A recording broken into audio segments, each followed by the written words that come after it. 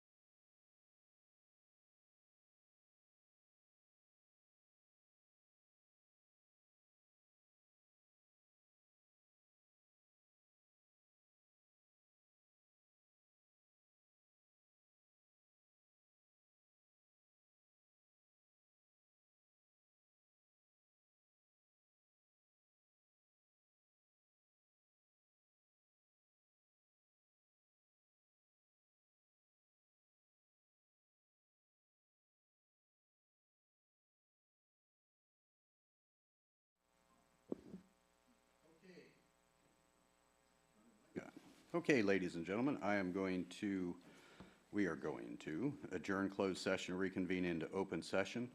Per Board Bylaw 9324, this meeting is being recorded and will be broadcasted. We'll start with the Pledge of Allegiance. Ready? Begin. I pledge allegiance to the flag of the United States of America and to the republic for which it stands, one nation, under God, indivisible, with liberty and justice for all. All right. Report from closed session, Madam Vice President. Yes, we have one item to report. So for option 1, I move to approve the student in expulsion case number 2526/05 be expelled via stipulated suspension expulsion agreement through and including December 21st, 2026. Okay, is there a second? I'll second. Okay, have a motion from Vice President and second from Trustee Ofstettle. Any discussion? Didn't think so. All those in favor, please say aye. Aye. Opposed? Abstentions? Motion carries unanimously. Okay, you have one more. Did you not bring it? Oh, no. We are missing. Do you got it? Sorry.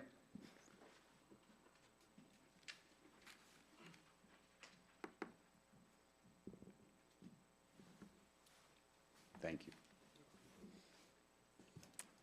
All right, last item here. I move to approve the appointment of Linda Wilzelski as the Director of Business Services for the 2025-2026 school year. Second. Okay, have a motion from the Vice President and a second from Dr. Lusk. Any discussion? All those in favor, please say aye. Aye. Opposed? Abstentions? Motion carries unanimously. Congratulations. Thank you.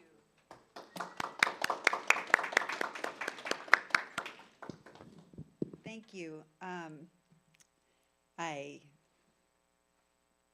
want to say that I appreciate your confidence in my appointment as the Director of Business Services. I do bring 13 years in education, primarily in community college and covering various leadership roles. I have an MBA, but mostly I have a passion for education and for transparency, financial stability, and collegiality, communication.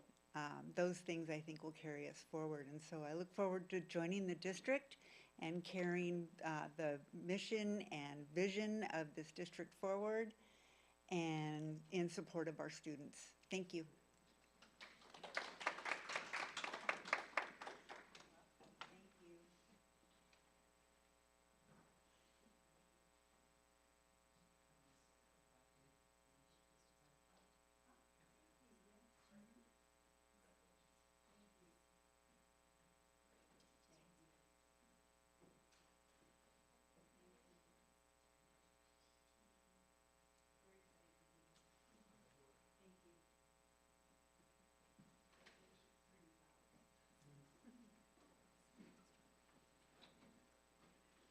Okay.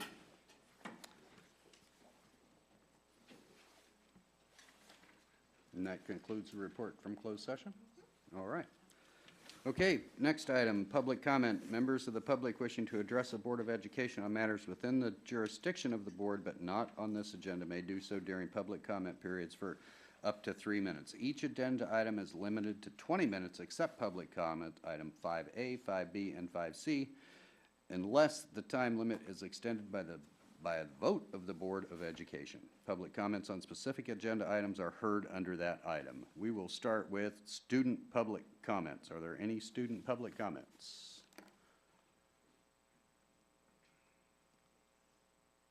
Okay, I see one hand raised.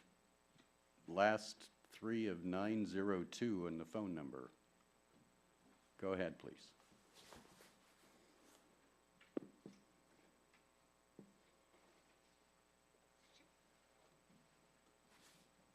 Good evening. My name is Nina Beatty. I'm not a student. I was waiting for open public comment. Okay, we'll go to that right now. Go ahead. Okay, great. Superintendent Diffenbaugh and Board of Trustees, my name is Nina Beatty. I've spoken to the board previously about the biological damage to students and staff from microwave radiation devices such as Wi-Fi, cell towers, and cell phones. In November, the Yale School of Medicine published research on whether mobile phone radiation could influence brain development. They used cortical organoids, structures grown from human embryonic stem cells, and exposed them to a Bluetooth 2.4 gigahertz module at lower levels than these modules typically emit. As soon as 8 days later, researchers found tissue structures they radiated remained significantly smaller than unradiated control cells. When they irradiated neural stem cells themselves, they did not differentiate like unradiated stem cells. The gene functions were disrupted, and the irradiated tissue structures showed characteristics of autism spectrum disorder. German researchers commenting on this said, what we have seen so far in hundreds of Wi-Fi and mobile phone studies is now clearly confirmed for Bluetooth as well. Radio frequency radiation impairs biology even far below the legal limits. In this case, the brain development of unborn children is disrupted at a very early stage. Bluetooth radiation delays brain development before birth, increasing the risk of autism. In December, the Institute of Electrical and Electronics Engineers magazine published an article by IEEE fellow James Lynn, who warned about rising thyroid cancer rates and cell phone radiation as a factor. International researchers and physicians have been warning their governments and the public for years about the damage, including the Austrian Medical Association. Microwave radiation causes short-term and long-term health problems, including brain damage, DNA damage, heart rhythm disturbance like arrhythmia and rapid heart rate, memory, concentration, and learning difficulties, depression, anxiety, and agitation, ear and nosebleeds, nausea, fertility problems. It can affect bone development, causes cancers and tumors, and can lead to electromagnetic sensitivity, which can destroy a person's life. Please remove the AT&T cell tower inside the flagpole at Seaside High. Neither students nor their parents nor many staff have consented to this toxic exposure. Remove the Wi-Fi in the district, starting with elementary schools. Eliminate wireless nodes and antennas and hardwire internet access where it is necessary. And ban cell phones, smartphones, and wireless devices in school, as other districts have done and as state law allows. Please take these actions. The safety and the future of your students depends on it and your staff who are exposed year after year to these toxic environments. Thank you. Thank you. Any other public comment? Nobody in person. We'll look. Oh, there is one. My apologies. Go ahead.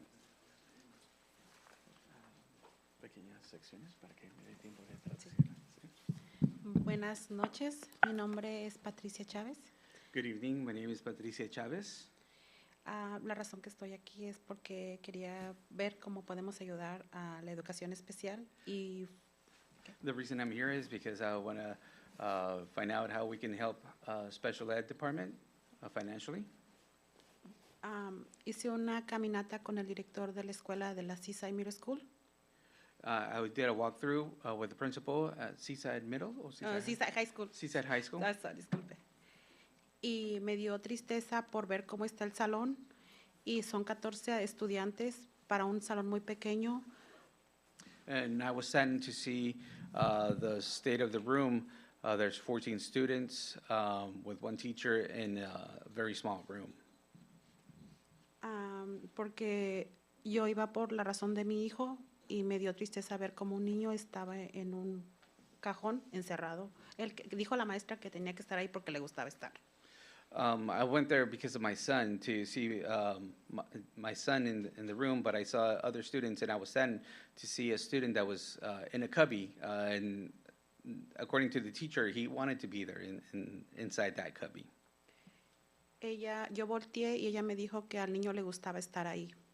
I looked at the teacher, and the teacher told me that he wanted to be there. He liked to be there. Pero se me hizo muy triste ver que nuestra educación es grande y ese niño estaba en esa clase. But again, I was saddened to see that our education is so big, but that student was there in that cubby. La maestra me contestó que le gustaba estar ahí, pero siento que no es el modo. Pueden buscar una área para que él esté mejor, aunque le guste estar ahí. And again, I feel that even though the student likes to be there, there's a better way to treat that student, to put him in a better place. Even though he likes to be there, he can improve the room. Quisiera ver cómo podemos trabajar para meter un poquito de cambios, arreglos en el área de los niños, porque son niños con necesidades especiales, que se tiran, se pegan. Just wanted to find out how we can improve the room. It's a special ed room. She understand that they may throw themselves on the ground or bump their heads with furniture. So she just wants to make a better, safer room. Porque son 14 niños para esa clase. Because there's 14 students to that classroom. Me gustaría que la directora de educación especial pusiera un poquito más atención, la directora, no la subdirectora. And I would like the director of special ed to pay closer attention to the state of the classrooms. Porque yo tengo una muy fuerte comunicación con Heather. Mis respetos, yo admiro a esa persona. Me ha dado toda la información que yo necesito y la ayuda que yo necesito. And I respect Heather so much, and I admire her. She's always been a helpful person. All the information that I need, she will provide it for me. Pero la directora nunca ha dado la cara en las juntas que yo tuve de emergencia en la Seaside Middle School. But the director has not met with me in all the meetings, the emergency IEP meetings that I had at Seaside Middle. I was never able to meet with her. Es todo, nada más quisiera ayuda y cómo me pueden ayudar. Yo puedo buscar la ayuda con más papás con necesidades especiales. Sé que mi esfuerzo puede ser por poquito, porque mi hijo va para afuera, pero para otros niños que tienen necesidades especiales. And I would just like to find out how I can support and you can support special ed. My son is almost out of school, but I still want to support special ed for other students that are in the program. And just wanted to get more information on how we can collaborate and work together for the special ed department. Pido otra cosa, que por favor todo sea por escrito, porque yo no entiendo mucha tecnología, pero me estoy esforzando por aprender. If you can reply in a letter or written form, as she doesn't get technology that much, so it would be better in a written form, any response. Es todo. Muchas gracias a todos. Thank you. Gracias. Thank you, everybody. Voy a responder. Ok, Sí, voy a gracias. responder. Okay, any other public comment?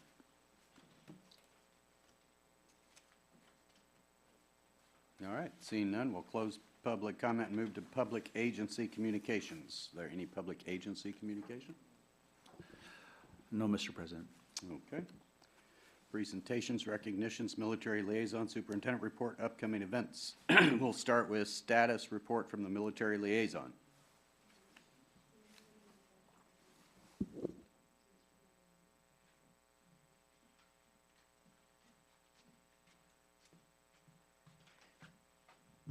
Good evening, Board President Jennings, Superintendent Diffenbaugh, esteemed trustees, and student trustees as well.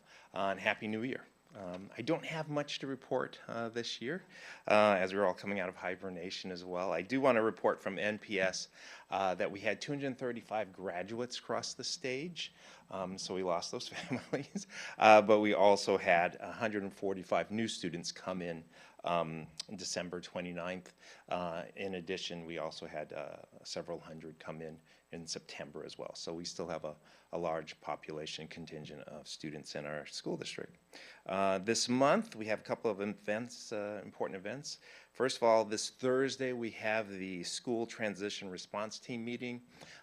This team is a collaboration of district administrators and site administration, all in relation to supporting the transition of military students into our area. So it's a very important meeting. We meet quarterly and we discuss different various options for students in the transitions, and we get reports on how they're doing in our schools. So that's this Thursday. Want to thank Seaside Middle School for hosting us, Principal Lyon, and especially Justin Stokes, Community Liaison, who has been very, very helpful and supportive of us. As you may recall, They have applied for the Purple Star designation because of their support for military families. So we thank them very much for their support on this. Later this month, we have our NSAM Command CO visit to La Mesa School and meet and greet with our district administration. We have that confirmed, and that's January 26th, 12 p.m. to 1 p.m. at La Mesa School. Okay, so we're all looking forward to that. Our commander is very, very much involved with schooling, and he's very supportive of our school district so far. All right, so that's all I have. Thank you very much, and until next time, thank you. Thank you. All right. Now we'll do recognition of fall 2025-2026 Student Board Trustees. Dr. Diffenbaugh. Yes, thank you very much. A little bit later on our agenda, we have a resolution for school boards, and so it's very appropriate for us to honor our student board members. And I would just say, Jaden, and I know Priya can't be here tonight because she's sick, but both of you have been just tremendous assets and to our school district. I've loved the way that you've shared your perspective, that you have not been afraid to voice your opinions, and I think that's great. Many times when I listen to you and to Priya, I would think, boy, it's pretty amazing that you're still in high school, given the depth of your contributions. So you have a bright future no matter what you end up doing in terms of your career. I hope that you both will consider getting into public service in some capacity because you certainly will continue to help improve the lives of others as you've done in your role as a school board member. So I want to thank you very much. And we have a token of our appreciation, and I'll deliver this to Priya at school as well. But just a plaque for you that hopefully you can bring to your college dorm room and display showing that you were a student board trustee. So thank you so much on behalf of everyone in our district. Thank you.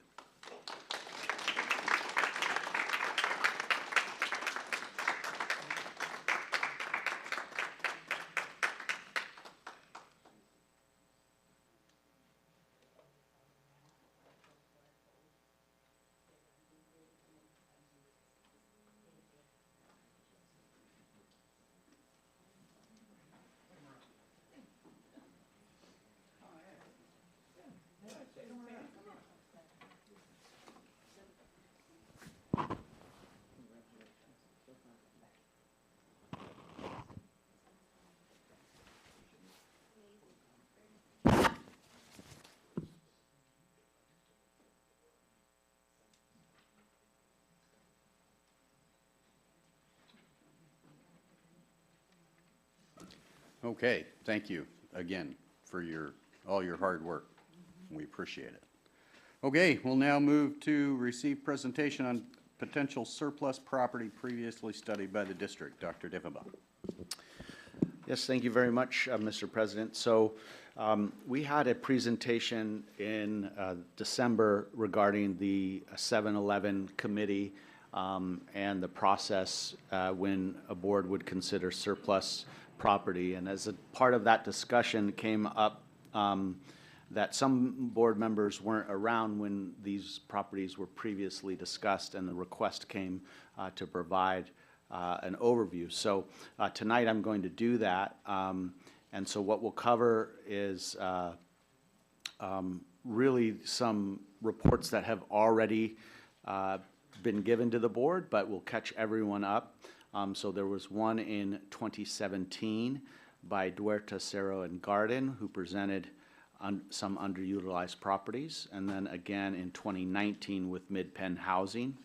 But since 2019, due to shifts and closures of schools and shifts of locations of schools, there's other potential sites for consideration, and so we'll go over that briefly tonight as well.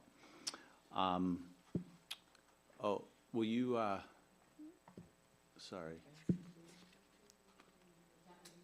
Next one, please. All right, so I'm going to go over these briefly, but this is, again, from previous explorations. So This first one is Marina Child Development Center, formerly Marina Del Mar. And what was looked at was really that kind of an empty field that's no longer used by students as a potential future site for staff or district housing or some surplus need. Next slide, please. This is a piece of property that is called on Bunker Hill Drive. It's in Monterey County. And this, if I'm not mistaken, was given to the district around the closure of Fort Ord, and so many years ago now. But it's adjacent, I believe, to some CSUMB housing. The next property is, the largest property is about 50 acres off of Highway 68.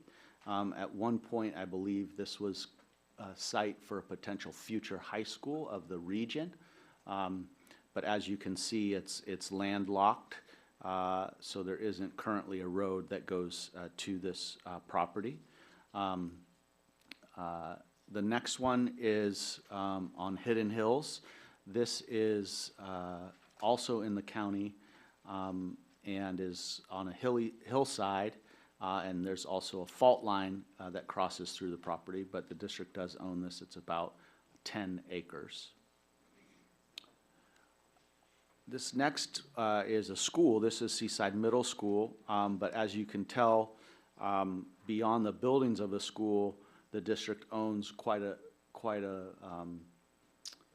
it's a 40-acre parcel, but you can see there's different pieces of it that's currently underutilized or not utilized between the golf course and the school area, or between Co Avenue and the school area.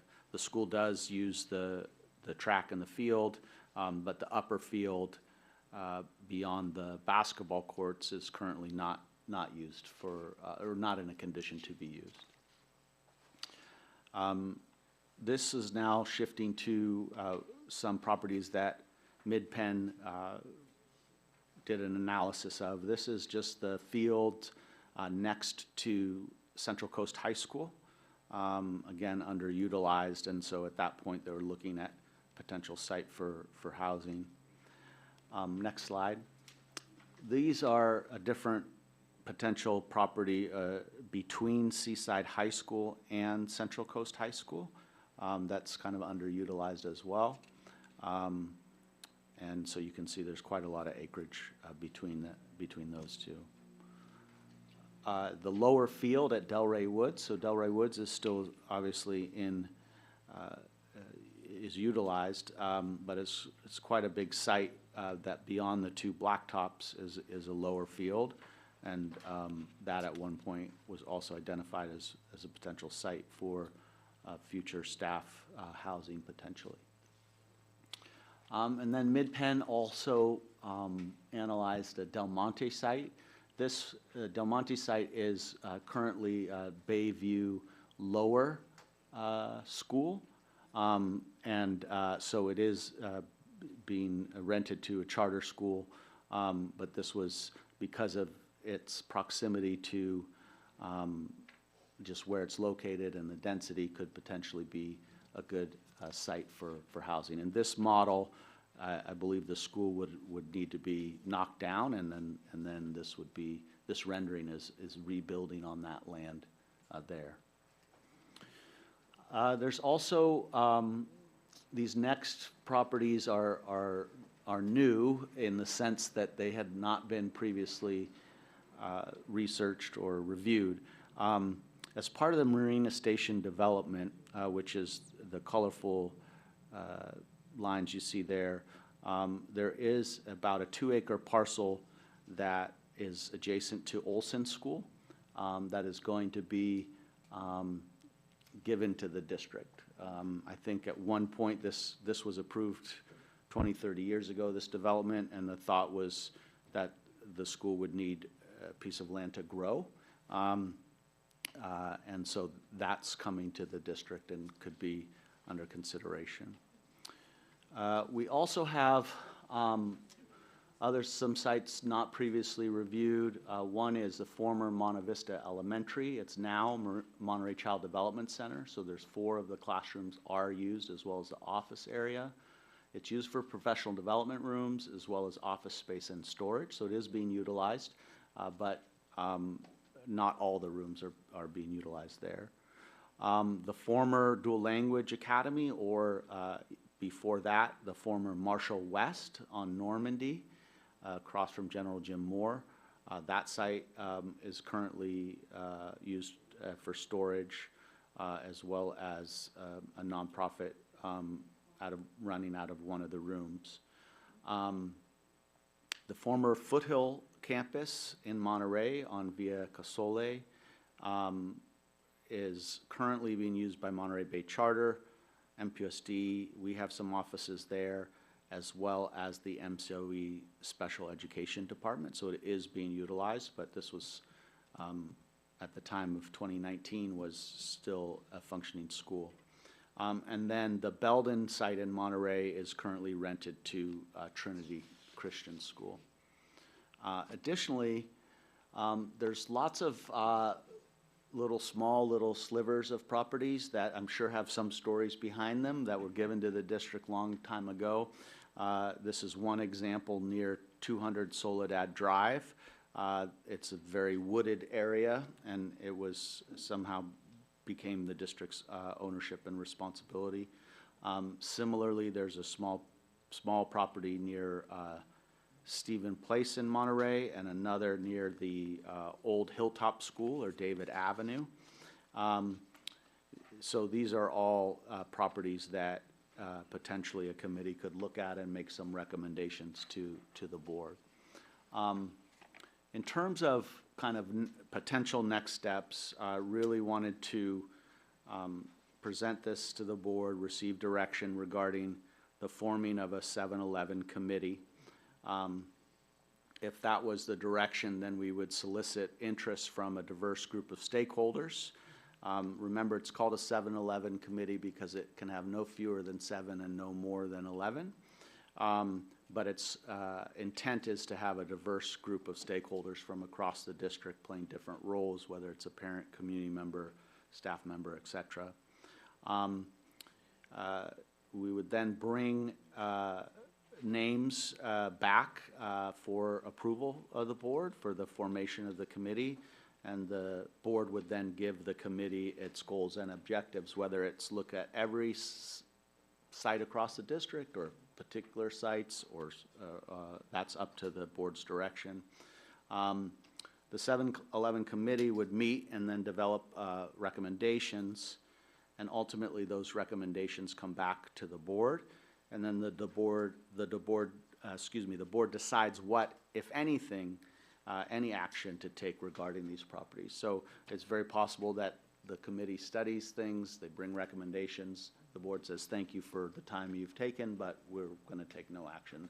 That's entirely acceptable. Or the board can put into action any number of recommendations that may be made by the committee.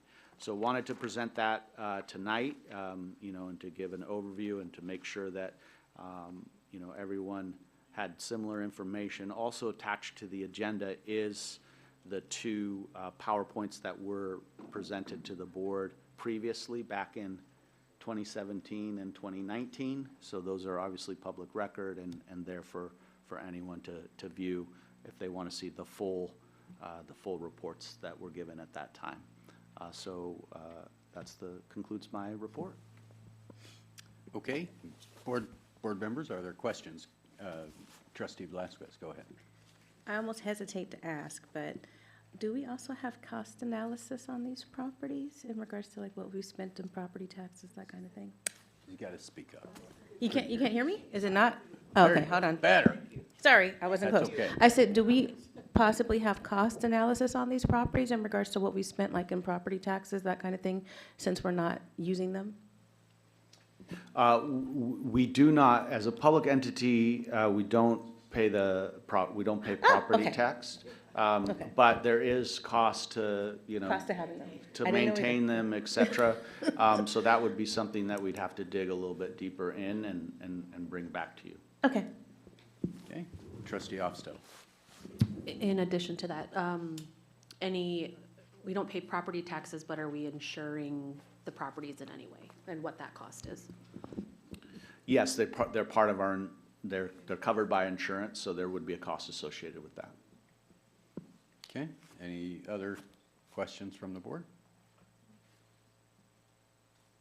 Okay, so is the direction to form the committee?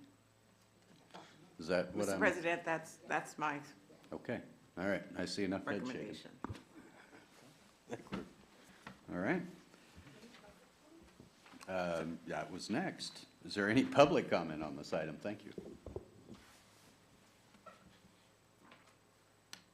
Okay, no public comment in person. We'll check online.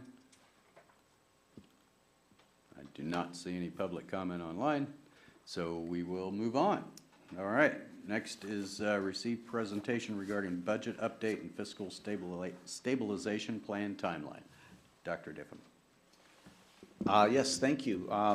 Both Mr. Altemeyer and myself will be doing this tonight, so go ahead.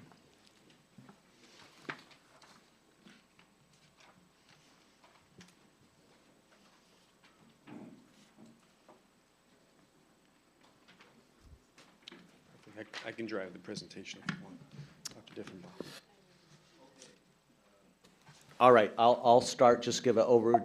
Tonight, we're going to discuss some systemic challenges facing public education in California, review some slides that the board has seen regarding the three-year budget outlook, as well as some of the drivers that's causing the need for a fiscal stabilization plan.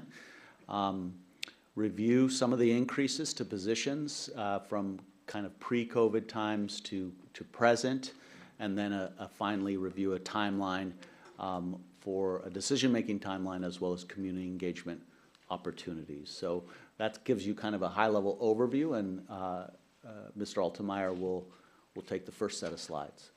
Okay, thank you. And as Dr. Diffenbaugh you mentioned, we're going to go over several things tonight. But this plan is really part of a process about us being proactive in the process of budget development, looking at the state fiscal, federal fiscal outlook, instead of coming from a reactive place. And so we're putting this information together for you because we do have time to adjust in the budgets as they're presented, but it's important for you to have the full picture and kind of really where we're going overall with the district finances.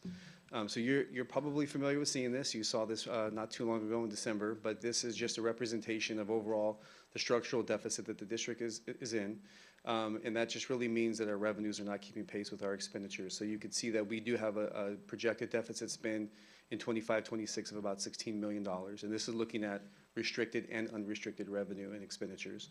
And then in addition, we have an additional $15 million in 26-27, and then and $8.2 million in 27-28. The reason why that's going down, as you might have recall, is we do factor in some reductions that will be identified in future board meetings. Got it? Okay. Again, this is just the multi-year projection. You saw this in December as well. This is showing you kind of a more detailed view of the multi-year budget or the fiscal outlook for the district. So in 25-26, as I mentioned, you can see that we are projected to have some deficit spending. The reason why I show this is that you can see there in the line item adjustments under reductions to be identified for 26-27 and 27-28. Those are the projected reductions that we anticipate to have still not a balanced budget, but a budget that will meet our three-year commitment going out into the fourth year. So we have to maintain a minimum of 3% reserves. We're projected to have around 12.5% at the end of this fiscal year. In order to maintain the fiscal solvency and meet that 3% minimum, we will need to continue to make reductions of around $8 million over the course of that 3 years. Sorry. One of the primary factors that's impacting us, and again, this is not unique to MPUSD, across the state of California, we are a declining enrollment district. And you can see the trends here. So the benchmark year that we're going to focus on really for a lot of this data is the year prior to COVID. So that's 18-19, and then we're going to go through present to 25-26. But in 2018-19, the district's enrollment was around 9,600 students. You'll see an uptick there, the outlier year in 1920, where we went from 9636 to 9957. That was the year that D. Lambda Language Academy came back to the district. They were a dependent charter, but they came back as a regular school in the school district, and so we were able to capture that enrollment. But continuing that, in the COVID year, you can see there was a significant drop from that 9957 down to 9400. The trend has been going down. We did have 1 year in 24-25 where the enrollment went back up to around 9350. That was primarily due to the expanded TK range. So we were able to capture more of those students who would otherwise not qualify to capture in the enrollment. However, this year we are trending back toward our normal, down about 9261. And that's our average. If you look back historically, even going back prior to 18-19, you'll see that we lost between 100 to 150 kids on average per year. In addition, significant challenges have come with having additional revenue or resources available to us. Through the pandemic years, there was a large influx of one-time dollars, and you can see them all accounted for here. At the bottom of the slide's cut off, but I think you have it in your presentation. We received close to $60 million in one-time funding. Now, in the school district like ours, majority of our funding, about 80 to 85%, is spent on people. So when we have funding that comes in like this, it's only natural that we're going to spend it on people and services to support our students. However, that isn't the best budgeting practice, right? To spending one-time dollars on ongoing commitments. And you'll see some of that when we review the staffing, where the staffing has gone from 18-19 through present times. But we've had to right size for that. Again, this is not unique to MPUSD. Every school district in the state is facing similar conversations because there was such a large influx of one-time dollars. Another big cost driver across the state, and I think this is across the nation, in fact, is special ed costs are continuing to increase. And I've presented this before, but the big takeaways here is that even though we are a declining enrollment district, we have less students year over year, our students with special needs have actually increased over that period of time. So we've seen an actually 46% growth in student numbers who are qualifying for special education, and that's equating to an increase of about 88% in costs. So even the costs are outpacing the growth. So there's two issues there. The cost escalations are happening very rapidly, and we're having a larger student population who are qualifying for those services while we're in a declining enrollment state. I mean, if you look at 18-19, again, as our baseline year, the total cost to operate a special ed program was about $18.7 million. If you look through, you can see the trend there. Going into 25-26, we are currently projected to have about $35 million in special ed expenditures. Again, just to illustrate, you can see over time from 18-19 the trend in enrollment. Again, this is the opposite of what we're seeing in overall enrollment. We're seeing the trend here where, again, we're declining enrollment, less students year over year, but the students qualifying for special education are increasing year over year. And then again, you can see the costs associated with providing services to those students. And then in addition, there is some significant one-time unexpected expenses that the district has faced in recent years. And this is one of the primary reasons why, if you look at why does a district or why does any agency have reserves, it's for things like this, when you have unexpected costs that come up. So just last year, we did have about an $821,000 unexpected expense where we had to pay a MCSIG, our insurance provider, deficit recoupment. In addition, we were previously part of what's called the Self-Insurance Liability Fund, SELF. This was an insurance carrier that the district, or a pool that the district was part of many years back. However, because the district was a member of that insurance pool at that time, they're still covered for any claims that would come in during that period of time. So if something were to come in from the 90s or so on, this insurance fund would be obligated to cover us.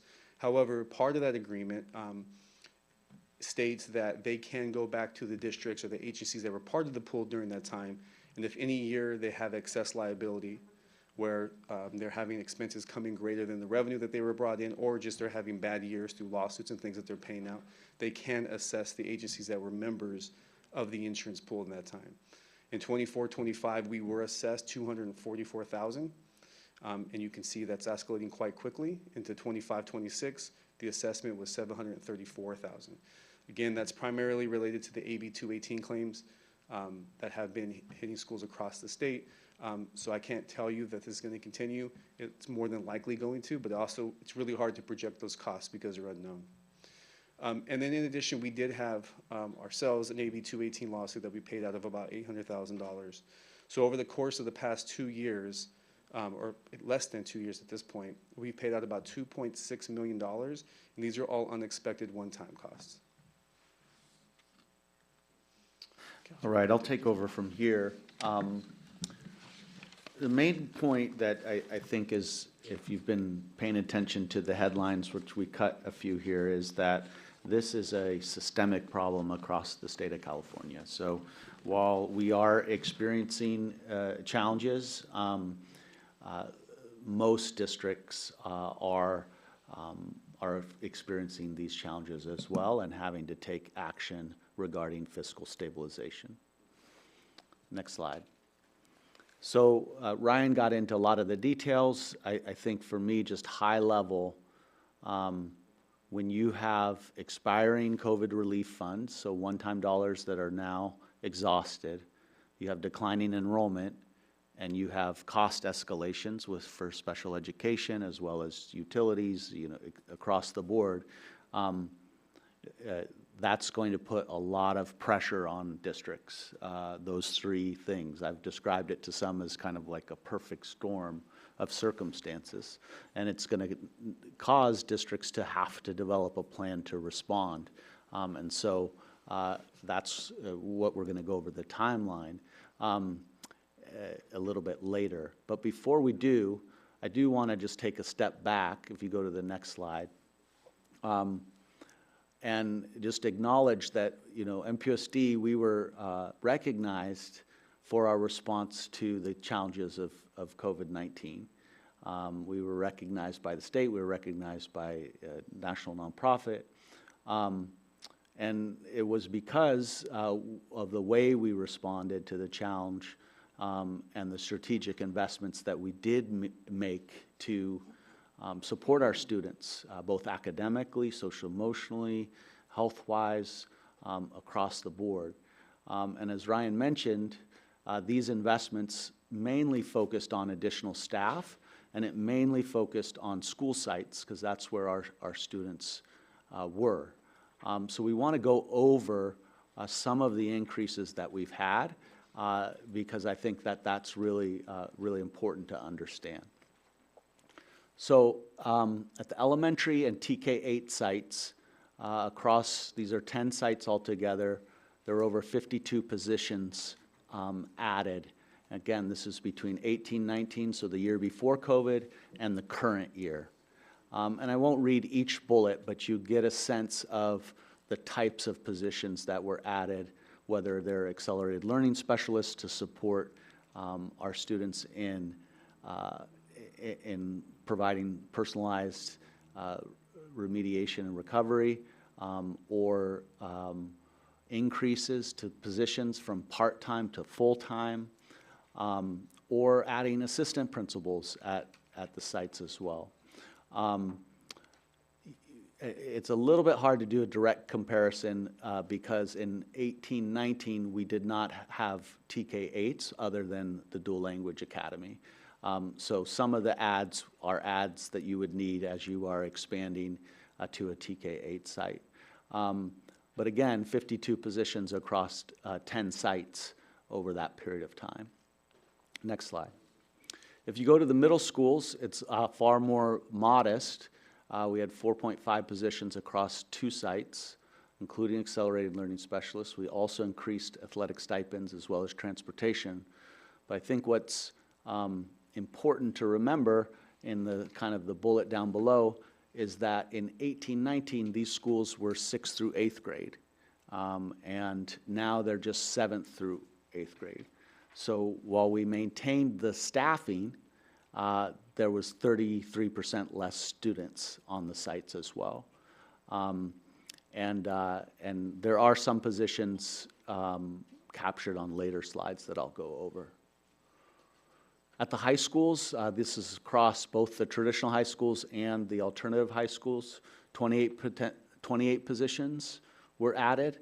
And these were such as attendance intervention specialists, moving athletic directors to full-time, activities clerks to full-time, expanding campus monitors, work-based learning specialists, deans of culture, lead safety positions. We really expanded the number of stipends and the number of sports that we offer, which is great. And we had a student activities budget for the first time, which our student leadership classes have really taken the student activities on campus to the next level.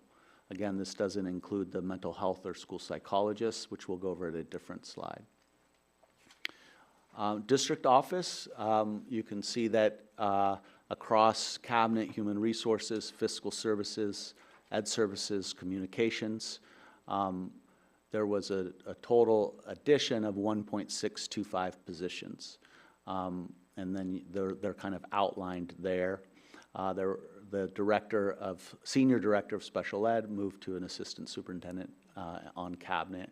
There was also a reduction of 4 positions across ed services during that time. Next slide.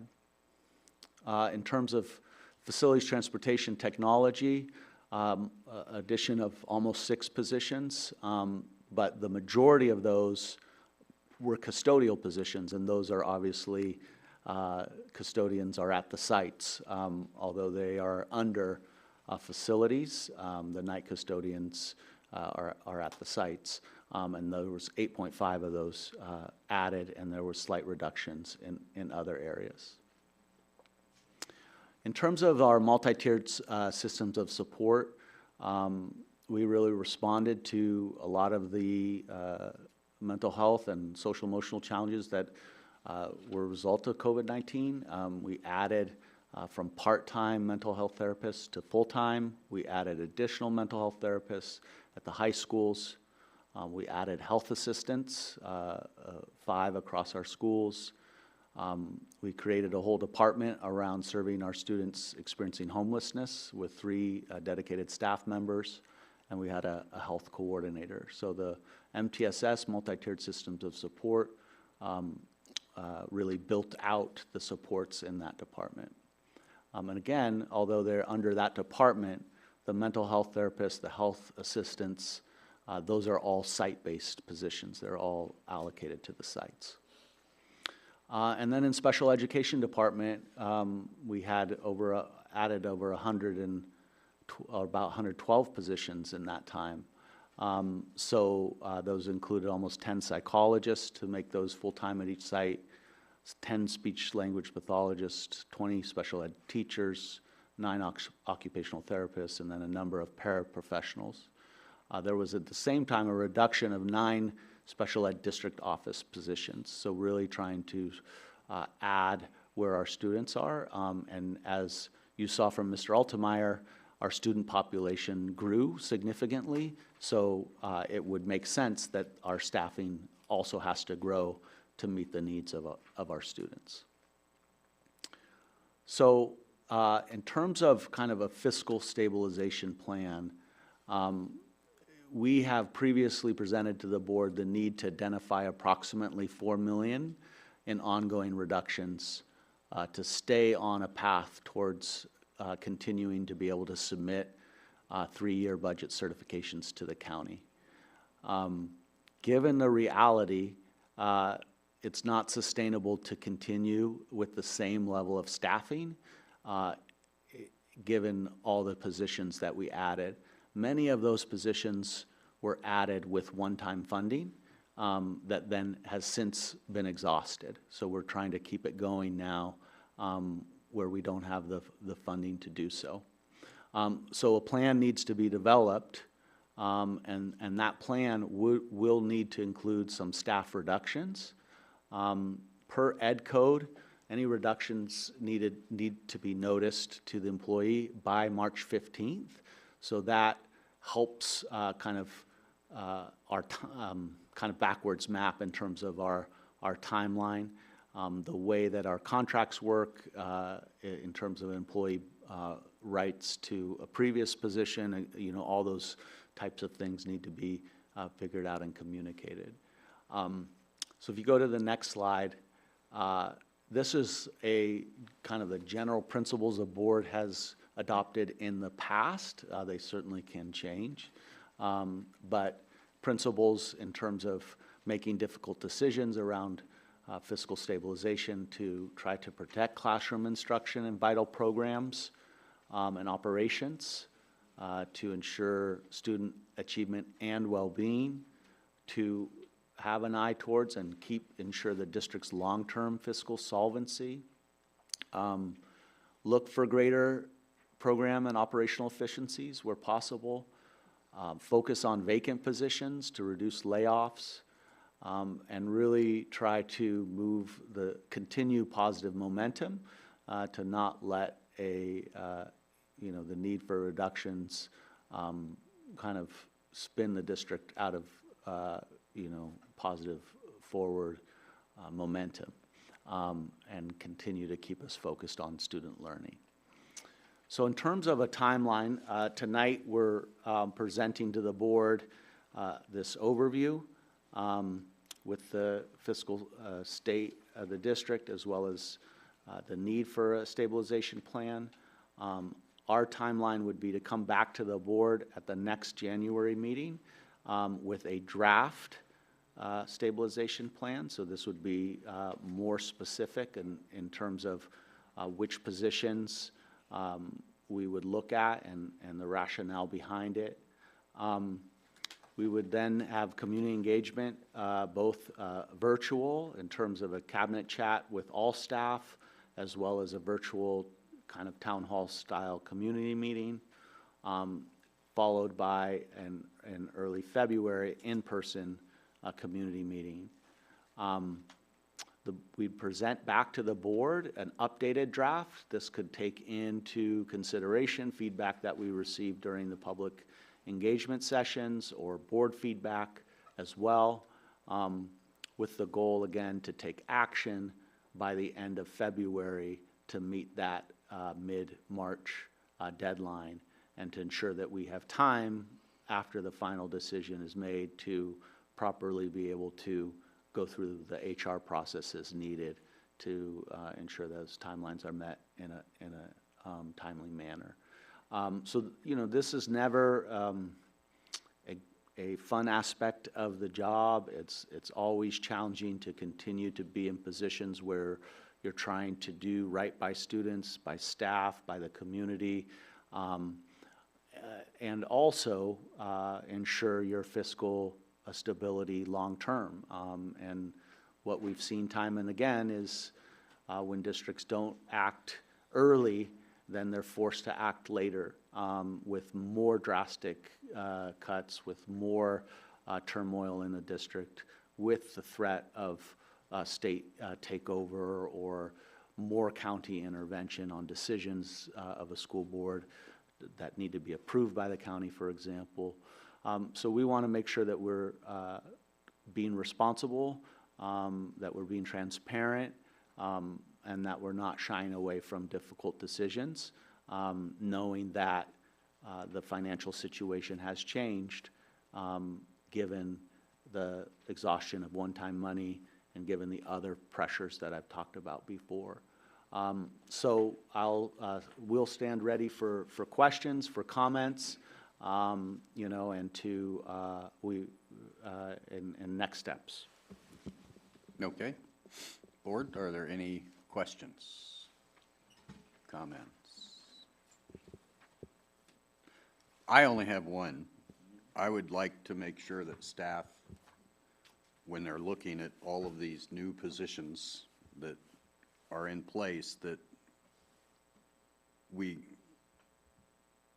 don't get rid of positions that we're getting a really good bang for our money. You know, I mean, that's where I want to know.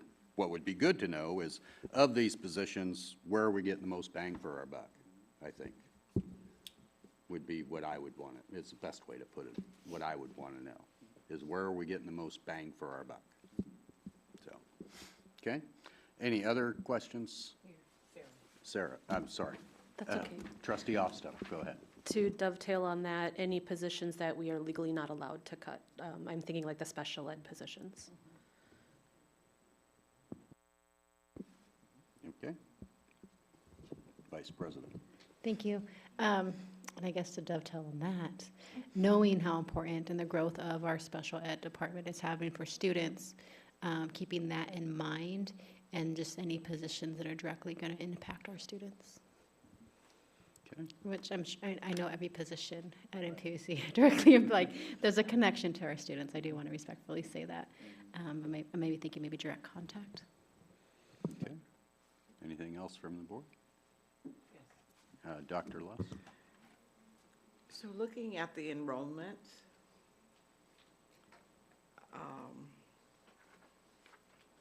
and realizing the one-time monies that we have received, I have a sense of what's getting the most bang for the buck. But we need to truly, I looked at 2021 and just walk through that. Let me walk through our enrollment budget, the budget analysis as it relates to enrollment, because I'm seeing the pluses and minuses. I see that we have the decline, but I looked at year 2021, and that was significant. That was a significant decline. And so I know the question is, when we had the decline in students, did we decline position? Did we reduce positions? And I don't think we did. I think the answer is no. So I'm actually stating facts, but I want to just talk about that huge decline. And I'm seeing over 500 students we lost. Talk about that, please, just briefly. Remind me of why we lost such a large number. To bring back a term that I used a lot when we were going through COVID and we were giving these reports to you all, this is not a typical year. So when we were going through the pandemic and you saw a great decline across the state of students during that period of time. So 1920 was really at the beginning of that. It happened, I think, in that winter of 2020, if I'm remembering correctly. And so you saw the direct impact that would go into the school year of 2021. So we did see a significant drop off. Again, we weren't an outlier in that. Across the state, there was a significant exodus of students out of California. So the whole state saw a great amount of students leave for various different reasons. But that was a trend. So then it did calm down as we moved through that, through the pandemic, through the process there. But that's the primary reason that you see such a large decline in that 1 year. And that was a term statewide. Yes, that was a trend across the state. Yeah, I would just add is, if we had more slides, more graphs out this way, you would see more the kind of 70 to 100 drop. The outlier is really the COVID year, from 1920 to 2021, that's where you saw the huge drop, and that's really, you could attribute to COVID.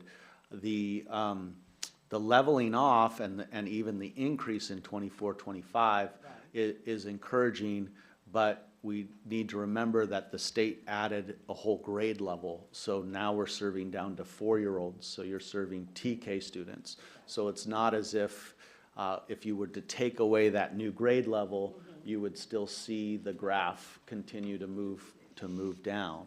But we did get a bump when the state expanded.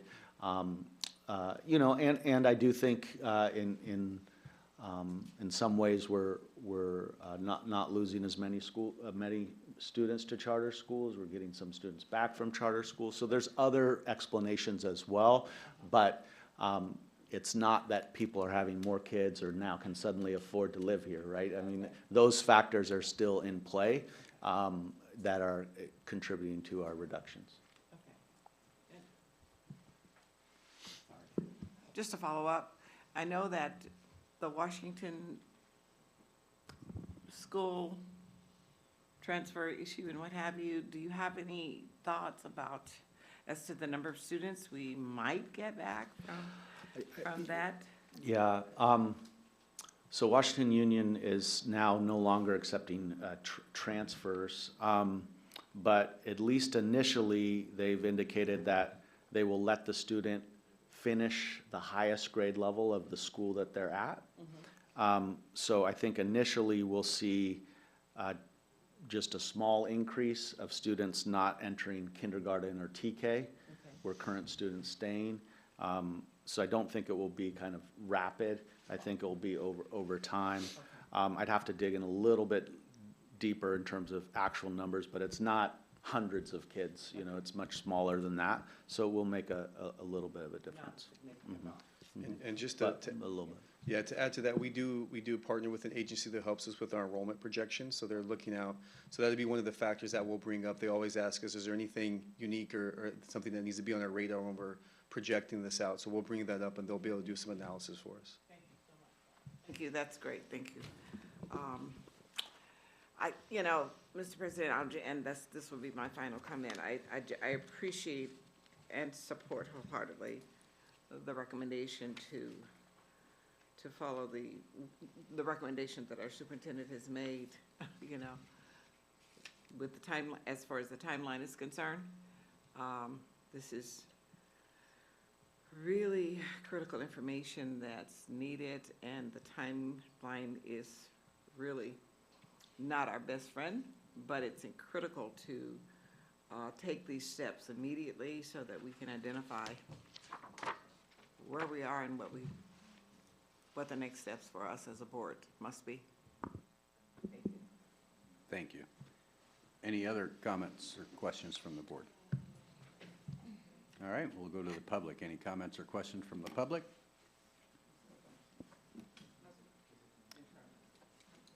We'll start here first, and then we'll go online.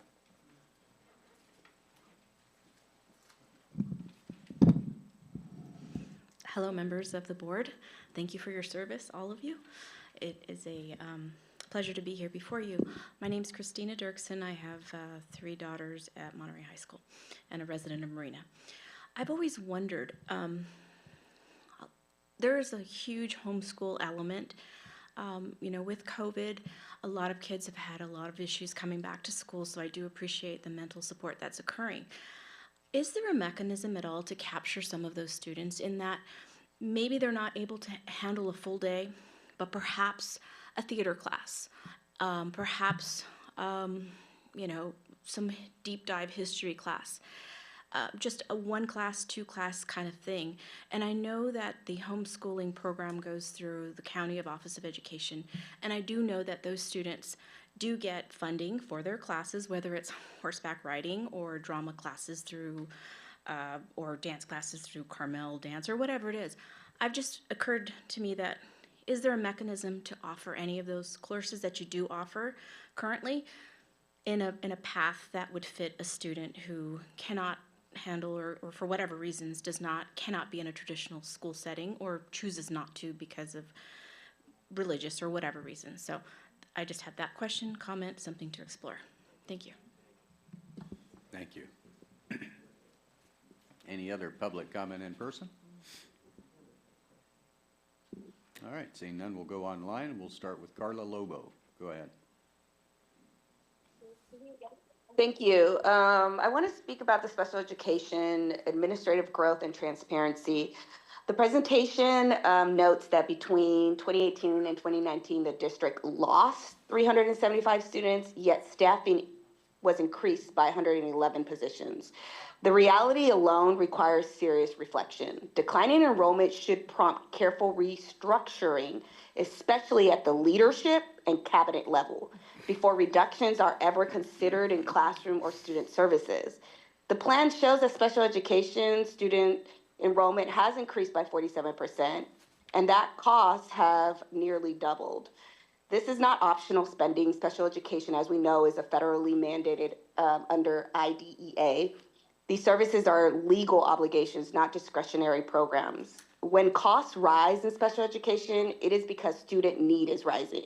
The response must be protection, not erosion. So reducing special education staffing would place the district at legal, financial, and ethical risk. So that is something that I am completely against.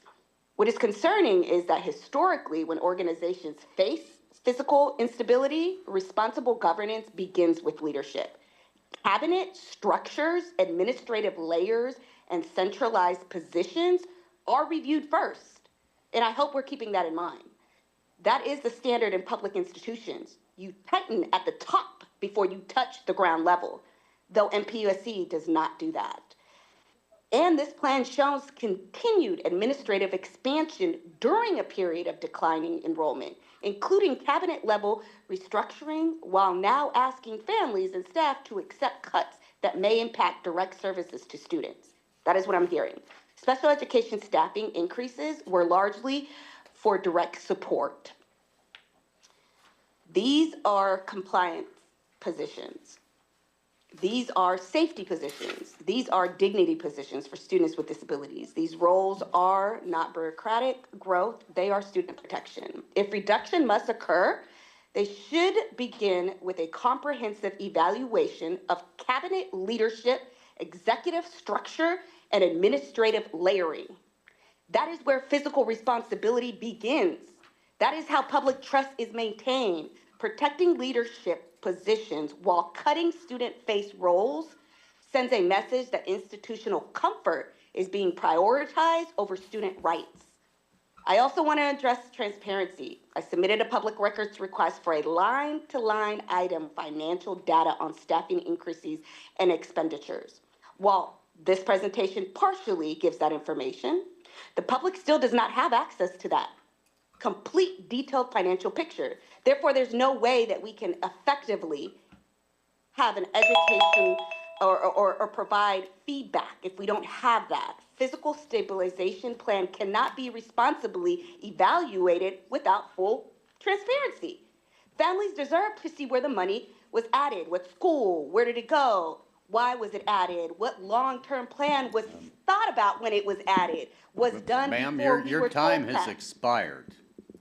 I don't see any time, so I wouldn't know. Well, your There's time no has time on my expired. side. There was a tone that indicated that your time had expired. I didn't hear that I was speaking. So next time, let's put the time on the board so we could see it. You It's usually there. do that. Thank you. Any other public comment on this item, either online or in person?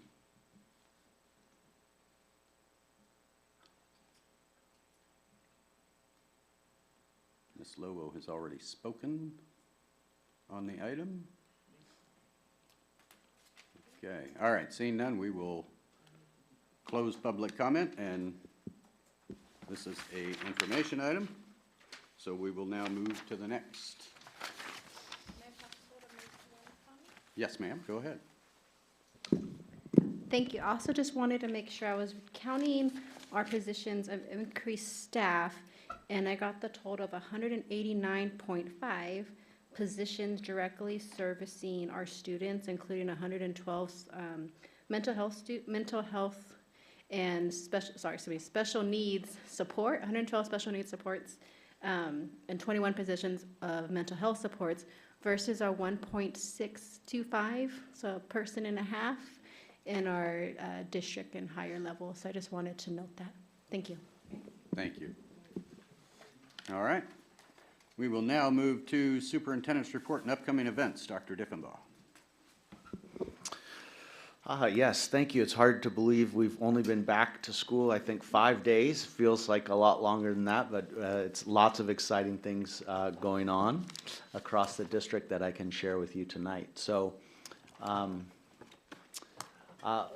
want to make sure everyone is invited to on January 15th, right here at the District Services Center, we have a reclassification ceremony to celebrate our students who are reclassified as English proficient.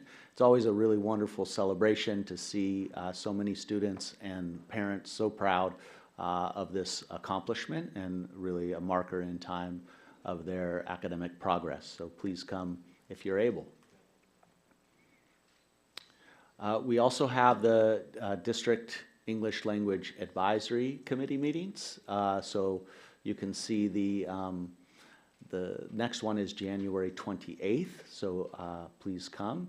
You can see also the topics for those evenings. This is open to the entire community and focused on students designated as multilingual learners and getting feedback and and also dinner and childcare is provided. Our partners at All In do a lot to support our community, and they want to make sure that our entire community knows of their offerings. So you can see the different offerings. One is a giving market at Marina High, giving drive on Wednesdays at Seaside High, and then a giving market again at Marina High on Fridays.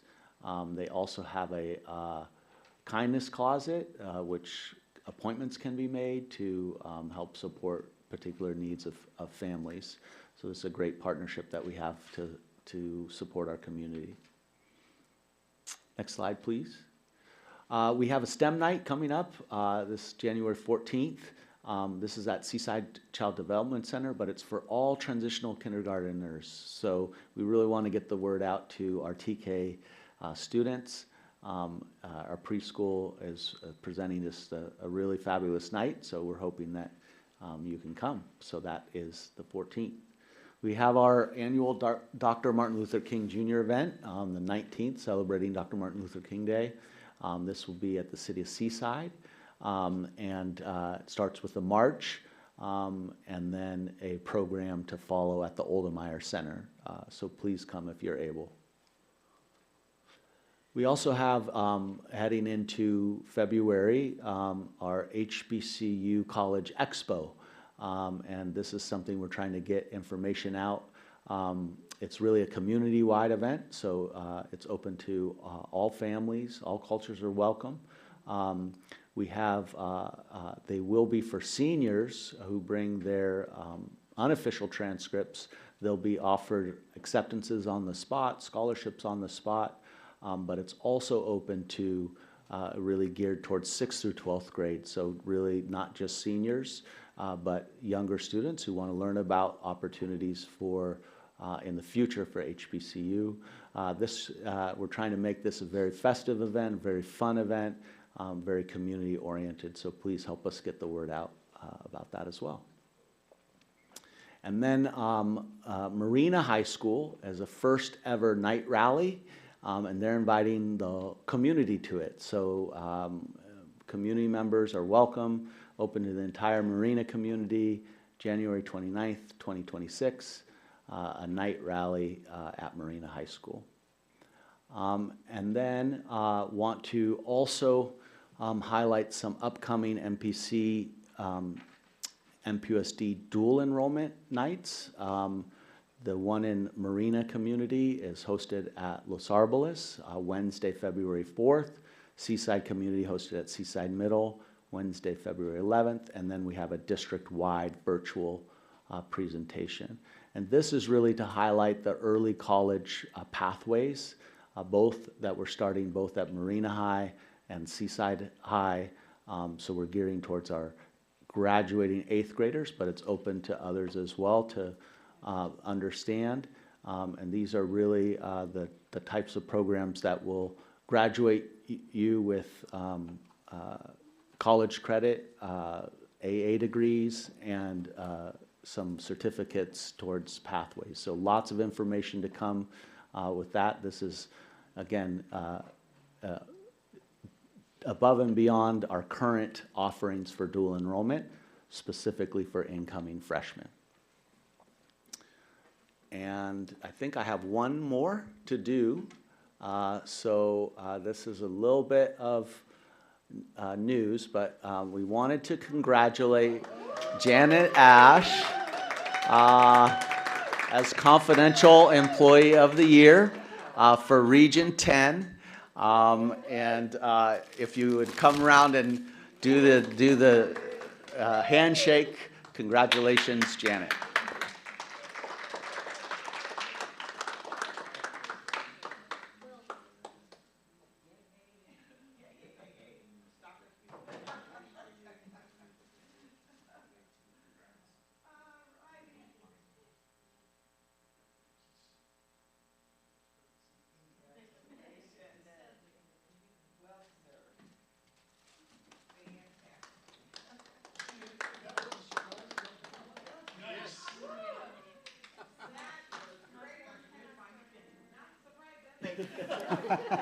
We had to have a backup slideshow. You had to have a backup backup, so she PowerPoint. didn't know about it. So that's my report for this evening, Mr. President. Awesome, thank you. That's awesome. And we'll Congratulations We'll get again. information out. There's an award dinner that will honor all the awardees, and so we'll get that information out to the board members in case you'd like to come. All right. Awesome. Yes, I believe so. It's like San Benito County? Friday, May 1st. We'll get you all the information. Awesome. Okay, y'all good? Done? All right. Okay, so now we'll move to conference discussion and action. Item A, discuss and adopt resolution 25/26-10 proclaiming January 2026 as School Board Recognition Month. Yes, this is a resolution bringing to the board to honor School Board Recognition Month. And, you know, I just want to say that I believe that our board is among the strongest that I've seen in the state. I appreciate everyone individually and collectively, keeping the focus on students, willing to make, you know, having challenging discussions and making difficult decisions if it's in the best interest of the district long term, and the support that you provide staff, the direction you provide staff, the vision you provide for our community. So just want to thank all of you, and hope that you will discuss and accept this resolution, honoring not just yourselves, but really school boards across the state, across the country. It's really a position that is so important to the community and doesn't necessarily get the recognition that it really truly deserves. So hopefully this little proclamation will at least communicate to our community how much we value our school board and how much we value school boards in general. Okay, board, any comments, questions? Go ahead. Just personally want to thank each and every board member here, those that I've served with in the past and those that I've met across the state and beyond. Knowing how important this role is and how selfless this role is, it is very volunteer type of service, you know, like pennies to the hour. So I just wanted to just acknowledge that and just thank each of you guys personally, like amazing job, and really proud to be on such a diverse, you know, not just of who we are, but what we value and represent, and still be able to push things forward. It's something we really should commend. So just thank you all very much. All right, go ahead, trustee. Just wanted to say that very, very appreciative of the board for specifically the student trustee position, because I've had the opportunity to meet with other students across the state, you know, coming from all different types of districts. And many aren't as fortunate to have a school board that, you know, recognizes the student trustee position. And of those that, you know, the smaller percentage that do recognize the position, many don't offer the students, the student trustee a vote that counts. It's more of just like a recommendation from the student. And from my perspective, and I think it's saying a lot about our board, because it's saying that, you know, we don't only just want to hear from the student, but we want the students to have a voice that actually counts. And so I've really, you know, appreciated that and always seen it, you know, in a good light. And I think it says a lot about our board, because it's saying that we trust our students, and we, you know, not only do we want to hear their opinion, we want their opinion to count and actually mean something. So I just wanted to say thank you. Thank you. Anything else from the board on this one before I go to the public? Okay, any public comment on this item, either in person or online? Okay, seeing none, we'll move on. Is there a motion? Mr. President, I move approval of the resolution to honor school board members. Okay, is there a second? I'll second. Have a motion from Dr. Lusk and a second from Trustee Velasquez. Anything further? All those in favor, please say aye. Aye. Opposed? Abstentions? Motion carries unanimously. All right, item B, discuss and approve resolution 25/26-11, intent to convey public easement to Pacific Gas and Electric Company. Dr. Diffenbaugh. Yes, I'll have Mr. Altemeyer take this one. Thank you. So in July of 2024, the board approved an easement agreement with Cal-Am for a well project on Seaside Middle School property. The district was compensated around $3 million for that grant of that easement. Part of the work that Cal-Am needs to do for those facilities is they need to bring in power, so they have to work with PG&E to do so.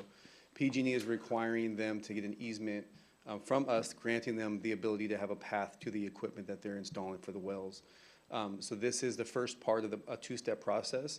This is the intent to award the easement agreement.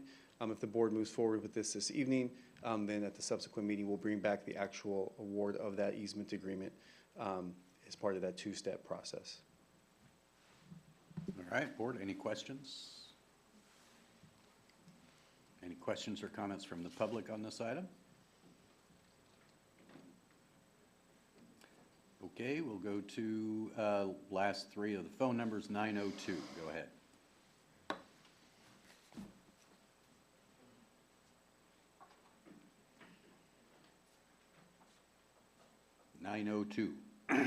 Go ahead.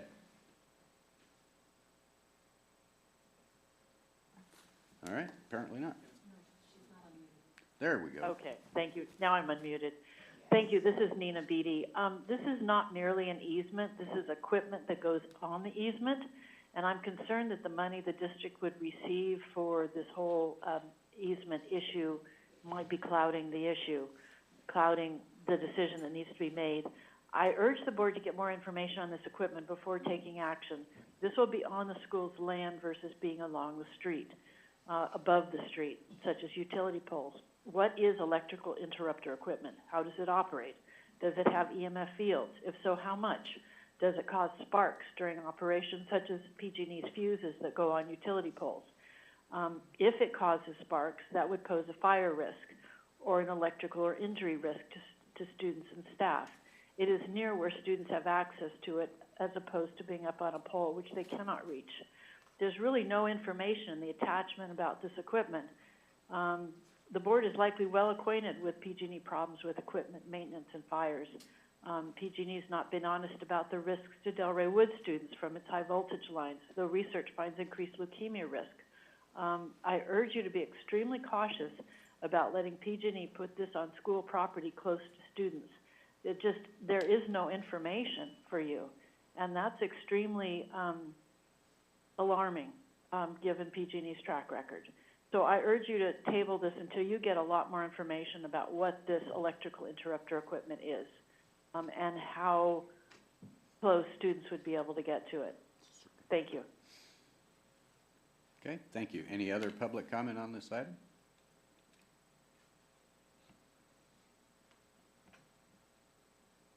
All right, seeing none, we'll come back to the board. This is a resolution. Is there a motion? I move approval. I'll second. Okay, I have a motion from Dr. Lusk and a second from Vice President. Anything further? All those in favor, please say aye. Aye. Opposed? Abstentions? Motion carries unanimously. Okay, next, item C, discuss and approve dual enrollment collaboration agreement between Monterey Peninsula Unified School District and California State University, Monterey Bay. Yes, Mr. President, this is very exciting, bringing this forward, and we have with us tonight Tessa Brown, our Director of Secondary Programs, so I'll have her take this item. All right. Good evening. As you all know, in MPUSD, we have the best dual enrollment programs in the county. We offer the most, thank you, Dr. Lusk, the most programs. What you see in front of you is an expansion of those programs to include a partnership with CSUMB, not only MPC. Currently, our partnership is only with MPC, and we're able to expand it to include CSUMB and have access to their courses and their expertise. I'm excited for you to discuss and approve such resolution. Turn my mic on. Okay, board, any comments, questions? Yes, sir. I just wanted to say that this is super exciting for me, coming from the student side, because, you know, I've taken a few MPC classes, and you know, I've had really good experience with those. But I think just the level that CSUMB provides at the Cal State level, they have, you know, some better funding, and some, you know, they have more programs, and they're really specialized. I know. I took a tour there once, and I saw that got a tour of kind of their programs, and they have a really good hospitality program, a really good it was like a business program, and you know, it all really appealed to me, and I was like, okay, how can I get involved? But you know, we only had the partnership with MPC initially, but now, you know, with this being open, you know, students are interested in those programs and getting involved with those people and those professors, like that's open to them now, and you know, this is only good. This will only benefit the students, in my opinion. Awesome. Okay, anything else from the board? Any public comment on this item? Nobody in person? Well, maybe there is, sorry, my apologies. Christina Medina Dirksen. I was reading through that, and I have a question. Is it open to all schools, like all high schools, or are you starting on a trial basis with one? And then the other question is, yes, as having students who have been part of the dual enrollment program, I just want to put it out there, and I think I've spoken to a few of you about this. The subject matter content is sometimes not always appropriate for high school students, and I know that there's a parent discussion and that kind of thing, but not all parents attend it, and not all parents are as involved as some others.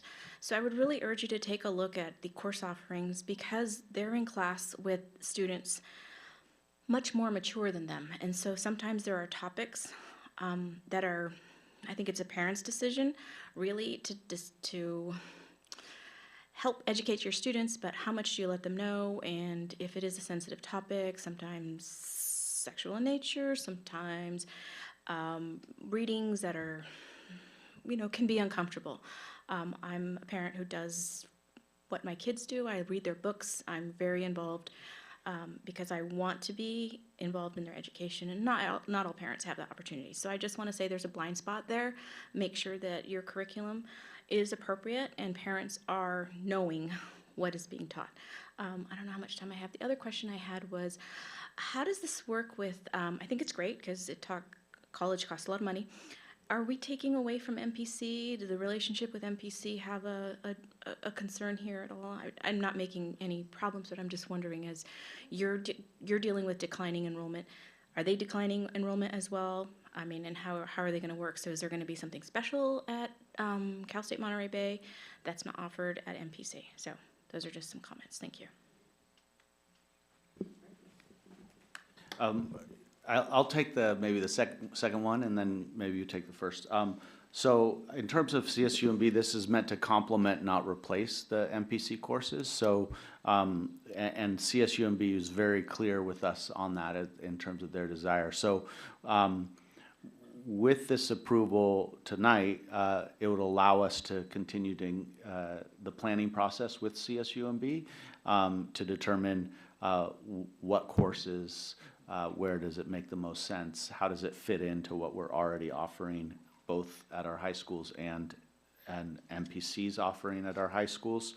So it's meant to support and enhance rather than replace for that. In terms of, we do plan to start small. I think when our MPC partnership is now just raring to go, but when we started it, there was a lot of kinks to work out between the two institutions. Institutions don't always work together in terms of just their systems and their data, how the data talks to each other, how the enrollment works, those types of things. So we do plan to start small and then grow it from there. I think you covered it. The only thing I would add is, like our MPC programs, the only students in the classes are high school students, and we do work closely with the counselors from the institutions to identify, to the best of our ability, courses in which would be accessible to our high school students. So that's something that we're very much aware of and actively trying to address. The last thing I'd say is that a little bit different than the MPC partnership where either our teacher teaches it who has a MPC adjunct professorship, or MPC teachers come and teach our students. The CSUMB model has a professor working really closely with an existing teacher to support that teacher to ensure that it meets the level of rigor of a CSUMB course. So it will be our teachers teaching a CSUMB course rather than a CSUMB teacher coming in to teach our students. So it's a little bit of a different model, so that will also be something we'll have to work with them to ensure that our teachers are getting the support they need, but I think it's a really exciting opportunity. Okay, any other public comment?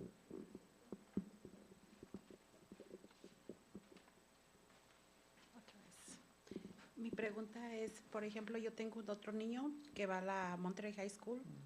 Ahorita agarró a soporte porque yo estuve en cáncer, perdí el pelo y su autoestima cayó al piso. ¿Cómo me lo podrían ayudar ella que está en este proceso de ayudar a los niños para que vayan a la universidad? So she has another student at Monterey High School who, due to her illness, his self-esteem fell, and he wasn't doing that well. Is there any type of support for my type of student to get into this type of courses and get that support that he needs? Yes, let us follow up with you to better understand. Le vamos a dar seguimiento para entender mejor exactamente qué tipo de apoyo necesita su estudiante. Por ejemplo, yo estuve en cáncer, perdí el pelo y él, como diciendo, su mamá se va a morir. Y estoy aquí. So, yeah, it's just the trauma that he went through, thinking that his mom was going to pass away, but she's still here, so he needs that type of support as well. El ejemplo fue que no se quiere cambiar de una mochila, empezó a cambiar su vestimenta. Sí, pero ¿cómo lo pueden ayudar ellos? Sí, le van a dar una respuesta más completa y concreta para que usted pueda usar esa información. Yo hablé con la directora y no veo mucho progreso. Por eso, pero el superintendente le va a dar la respuesta, ¿sí? Yeah. Pero no ahorita, no ahorita. Okay. Sí, se lo va a dar más en más concreto. En concreto. Sí, tal vez por escrito para que lo pueda entender. Okay. Sí, porque yo hablé con la directora antes de empezar en cáncer, con el proceso de que iba a estar con radiaciones y todo eso, y ella dijo, sí, pero mi hijo fue para abajo. En vez de ir para arriba, está abajo. So she had asked before going into treatment for the support, but instead of, having a stable outcome, his grades went down, so she needs that support. So.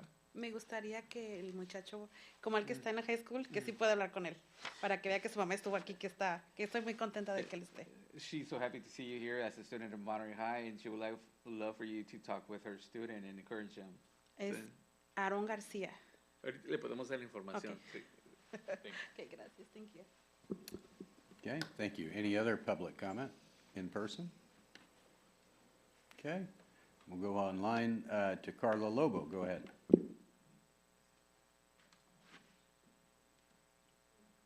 Can you hear me? Yes. Hello? Okay. Thank you. So my question is around the dual enrollment. I know that before we had issues with regards to ADA. Is that the reason why our teachers are teaching it? Is that still going to affect our ADA because it is being counted, or previously with MPC, it was being counted with MPC, so our students couldn't take certain classes because it would take away from our ADA. With that regard, what school are you going to be starting this at? I also want to correct the misinformation that was given previously by VP Miramontes. It's actually 225 new positions, or we've hired since 2018-2019 school year, not 189.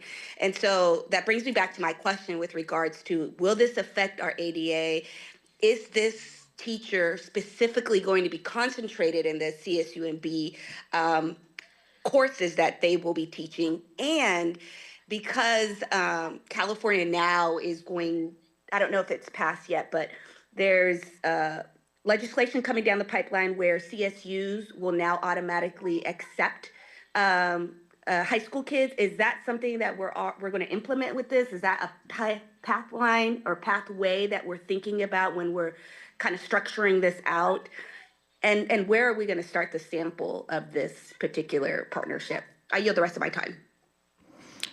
Yeah, so I'll just answer quickly this. It should not impact our ADA, but we're still gathering information on the specifics of for CSUMB and their requirements. And we're still determining where to start this. It could be across all our campuses, could be at one specific campus.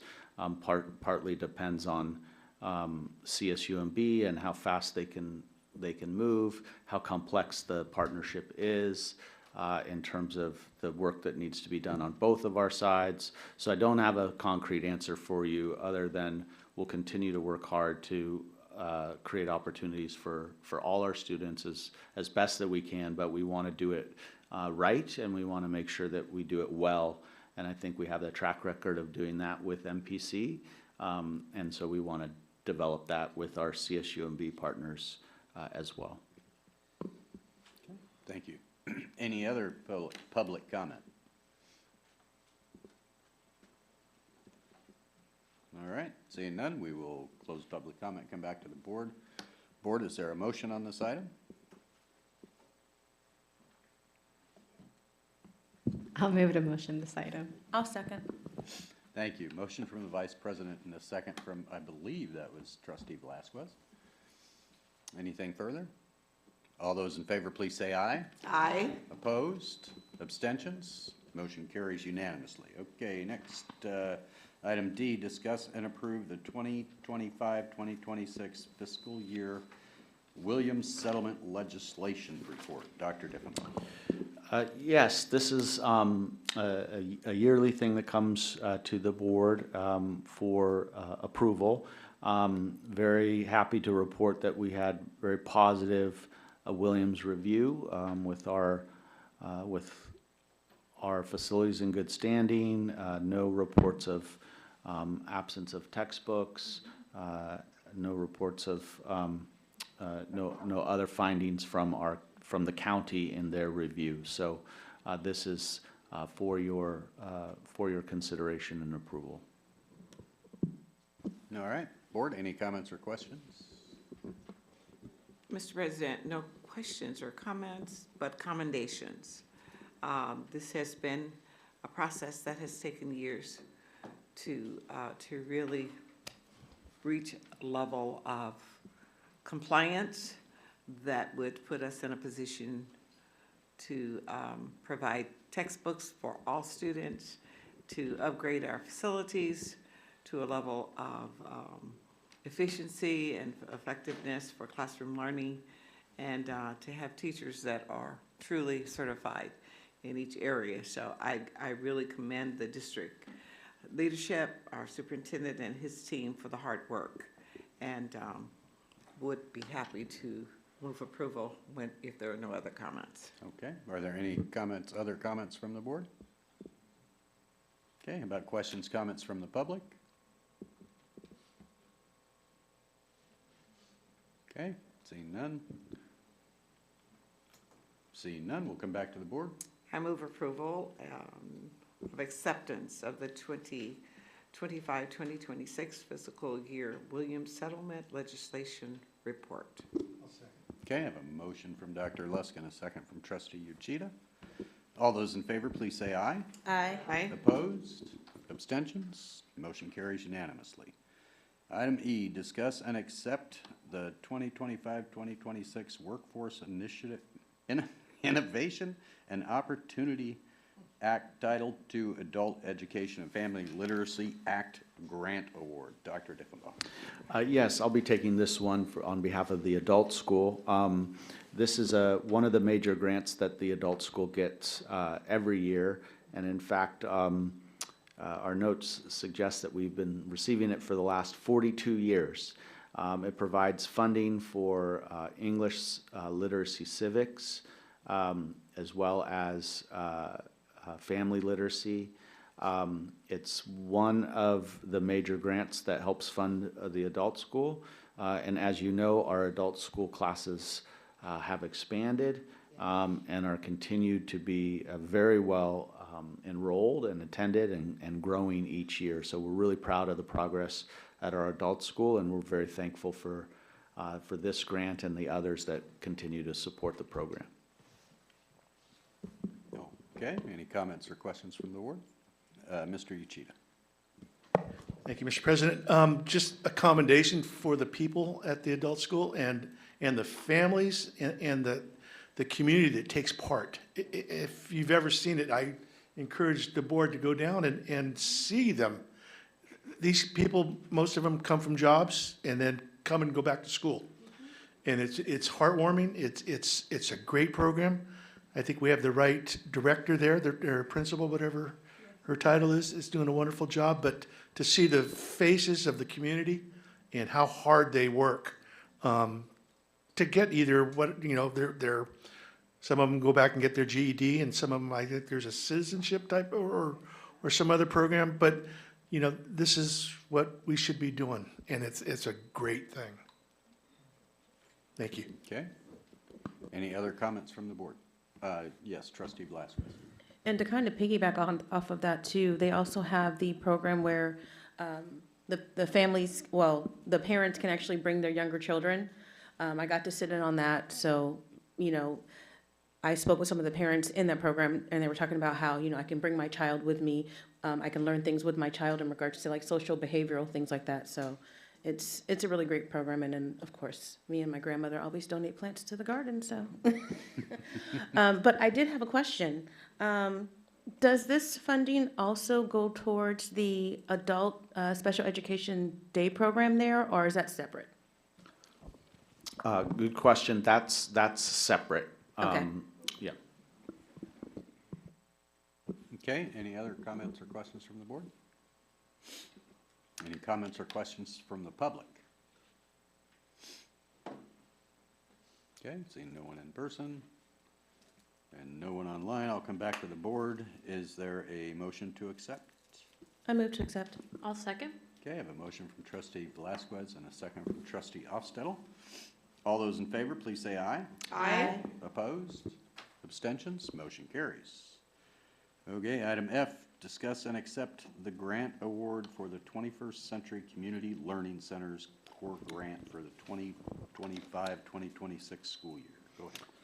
The next three items all have to do with expanded learning, and so I'd like to turn this over to Mr. Sanchez, our Director of Expanded Learning. Hi, thank you. Good evening, Board. Dr. Superintendent. Diffenbaugh, sorry, it came out weird. That's okay.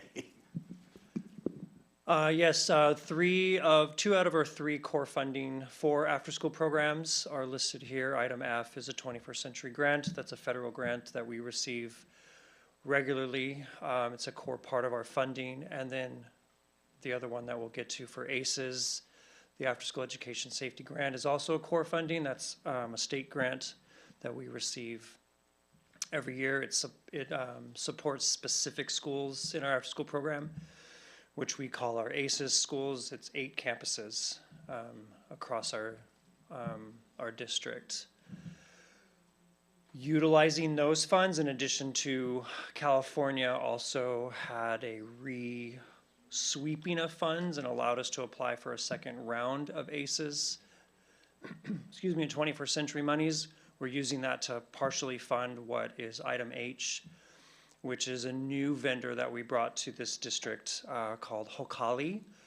They are focused on, sorry. Yes, sir. And then we'll move on to the other. You got it. Okay, board, item F. Is there any questions or comments on item F? Okay, any public comment on item F?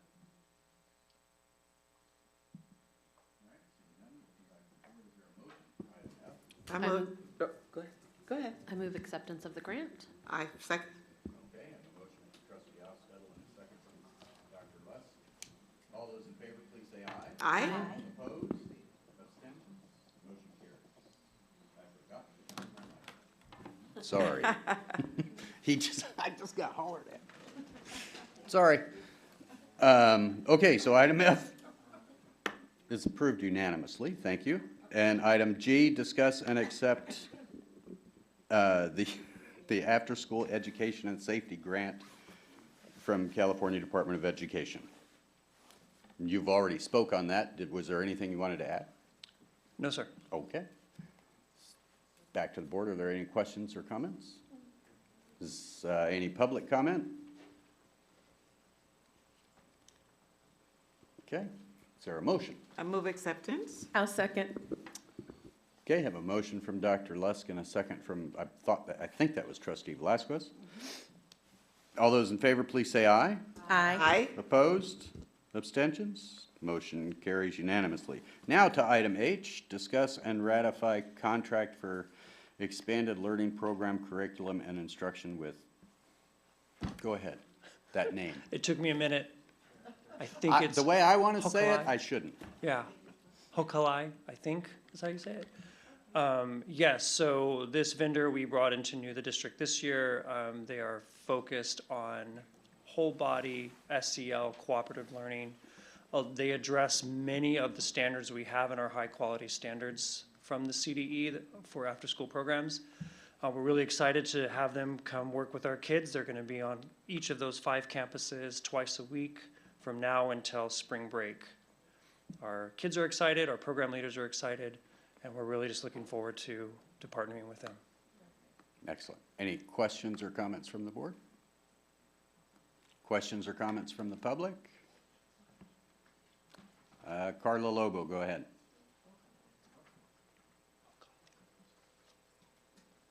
Thank you. ELO, do you know ahead of time of who is going to be at each campus? Because this vendor will be providing staff, right, for the after-school programs at Delray Woods, Ord Terrace, King, Monte Vista, and Crumpton.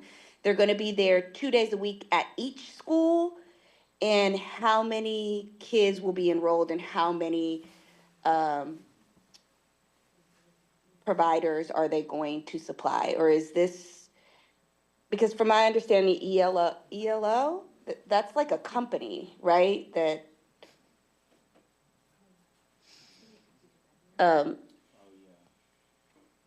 are they providing the individuals that will be providing the outdoor sports?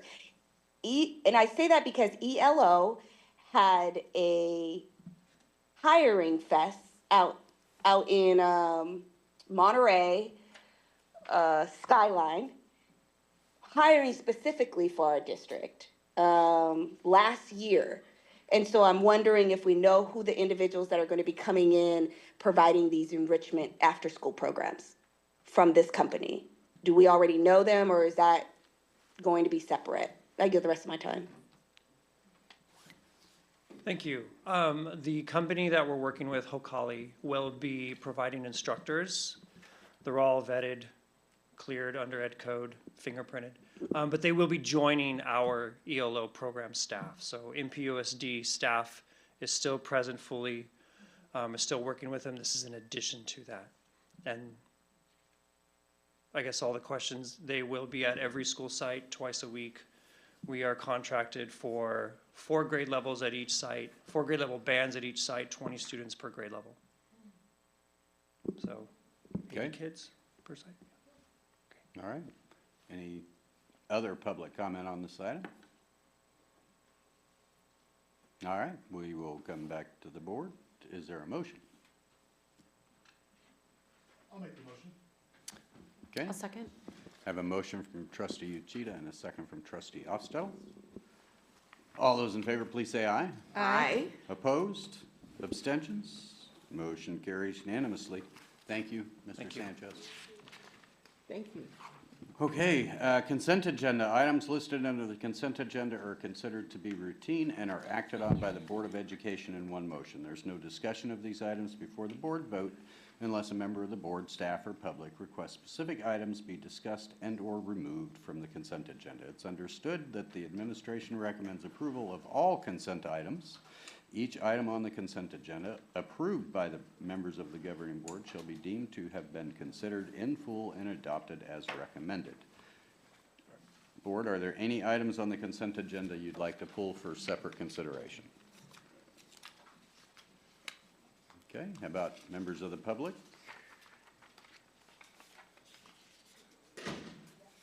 Carla Lobo, go ahead.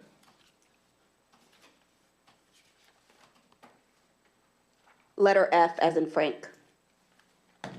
Okay. We'll pull that. All right. Any other members of the public have anything they'd like to pull? All right.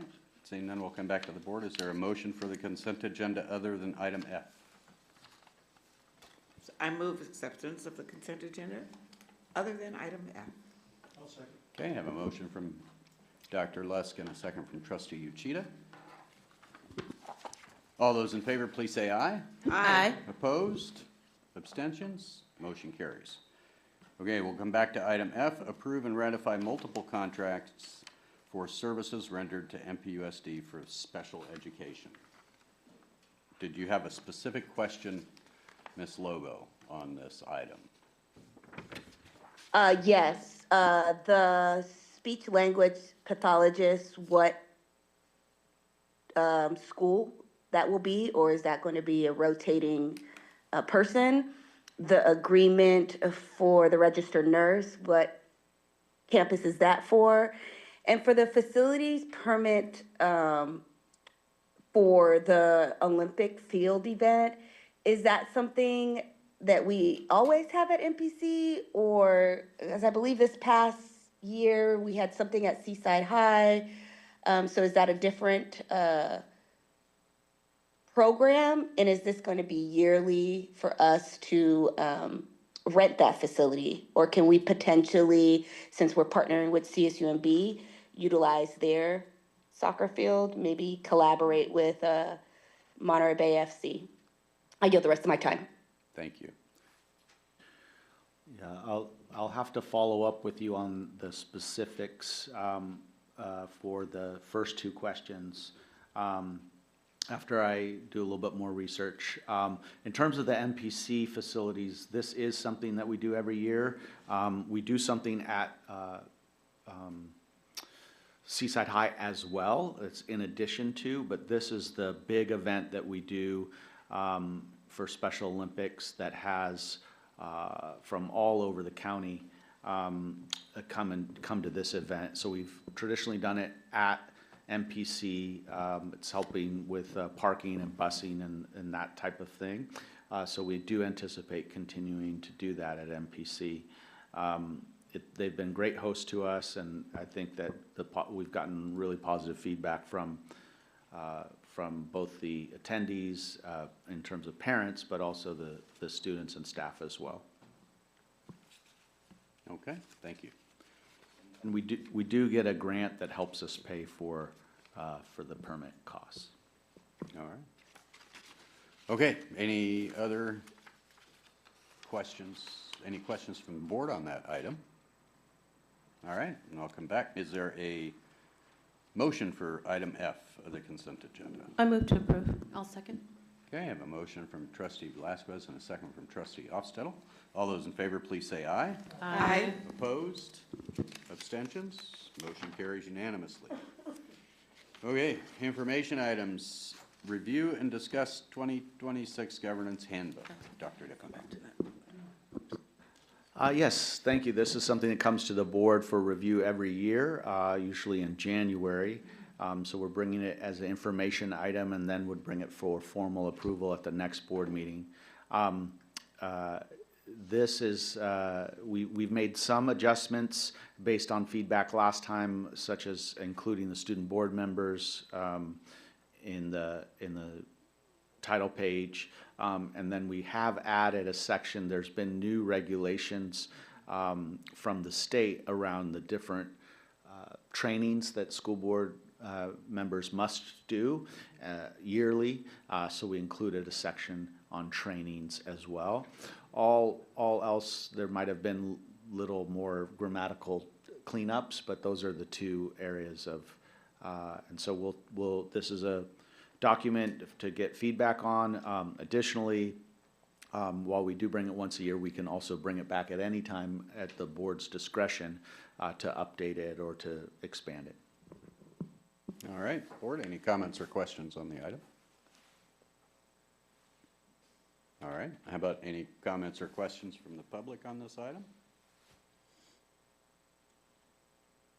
All right, seeing none, we will now move on to communication from board members. Board communications is an Board communications is an opportunity for board members to share with the public events, activities, and other communications they deem relevant to the public. It's understood that items raised during the board communications section are not on the adopted agenda, and therefore no further discussion will occur on any items shared by board members. I will start on my right with Trustee Velasquez. Any communications? Yes, let's see here, so let me. Okay, so first thing, we got in a shipment of dresses. Actually got in a couple shipments, I think it was like 4 boxes. So we have that. We got our quote from the DJ and photo booth, and then also we're upping the sets of corsages this year to 12. Trying to think what, and then I might have a surprise for the event this year, but I'm still finalizing those plans with a retail partner, so once that's done, I will announce that. And then I attended the Coffee with the Community event, and that was hosted by Justin Stokes, and they actually went over, and I sent the information to PK, and I also gave them the hard copies. I just needed this so I could reference it. It's a class they're doing. It started on the 9th, but that was like just an introductory class. The main classes are the 16th, 23rd, and 30th of this month, and it's on safe tech. Some of the things we discussed regarding the class was social media and some of the things that are happening with our children because of social media. They discussed sexting, they discussed sextortion, they discussed cyberbullying, and then also some of the solutions for that in regards to parents being able to utilize certain safeguards that come with phones in regards to regulation of just, screen time and things like that. Also, education for students in regards to what they should be sharing and what they shouldn't be sharing.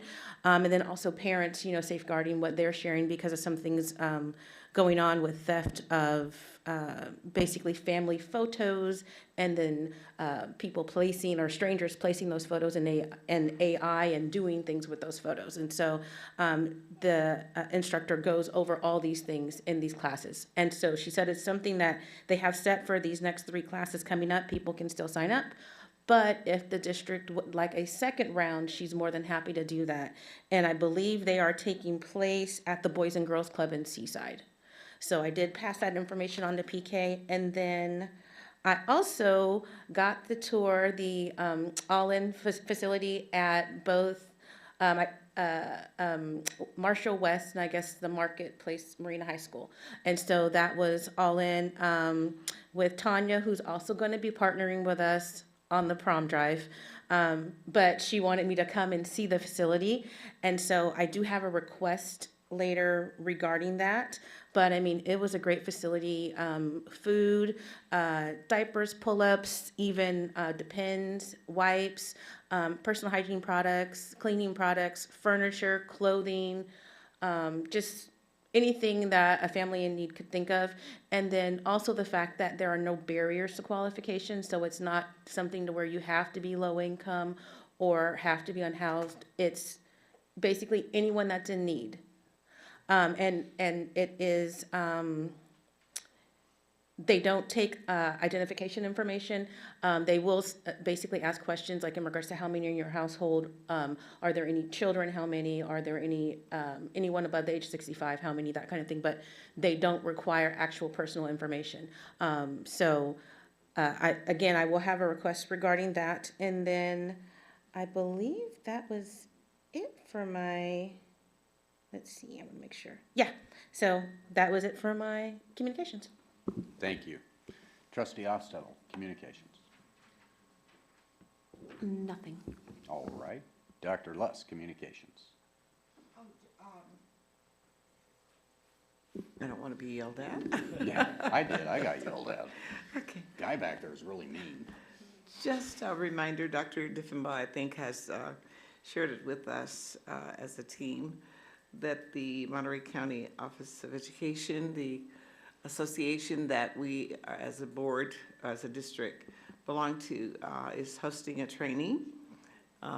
And it's really an opportunity for new board members and those that are senior board members to really network with board members throughout this county. And so January 26th is the date, and I just really want to reiterate that it's really to come. Please take the time to come. Dinner is served, and I think we have to register, correct? And then we're going to celebrate. This is one of the groups that we support as a district board, the Community Human Services programs, and our longtime director, Robin McCrae, is retiring. And we've received, I don't know whether you have, but everybody should have received a save the date. And I just stress that it's really a great event. This is a great program, and if you can, plan to attend, because Robin has done an excellent job as a director for many, many years, and MPUSD students have really been supported throughout those years. Thank you. Okay. Vice President, communication. Yeah, just a couple of things. CALSA, the California Association of Latino Superintendents and Administrators, are having a mentoring program. It's a 2-year academy. Applications are open. So just encouraging folks to check that out. You can find them on CALSA Familia on Instagram or socials or their website. And then the Board of Supervisors on February 3rd is having an unveiling of the COVID Memorial and Garden at the Government Center. So they'll have their regular board meeting at 10:30, and then they're going to adjourn. And around noon, they're going to actually open it up at the garden, have the ceremony. So please check that out. And those are my 2 updates or, information. Thank you. Awesome. Thank you. Trustee Uchida. Thank you, Mr. President. Just an announcement to the board and to the community about a fundraiser happening on the 24th. It's a Saturday. Marina High School softball team does their annual poker night and dinner. So if you don't want to play poker, come and have a dinner, which is really nice. We are very fortunate to be assisted by the American Legion on that date, and you'll be helping the softball team raise money for their upcoming season. So come on out. If you enjoy playing poker, you don't really need to know that. I will give a crash course lesson on playing poker. So just look forward to that. But it's a fun evening, regardless about playing, but just come and having dinner.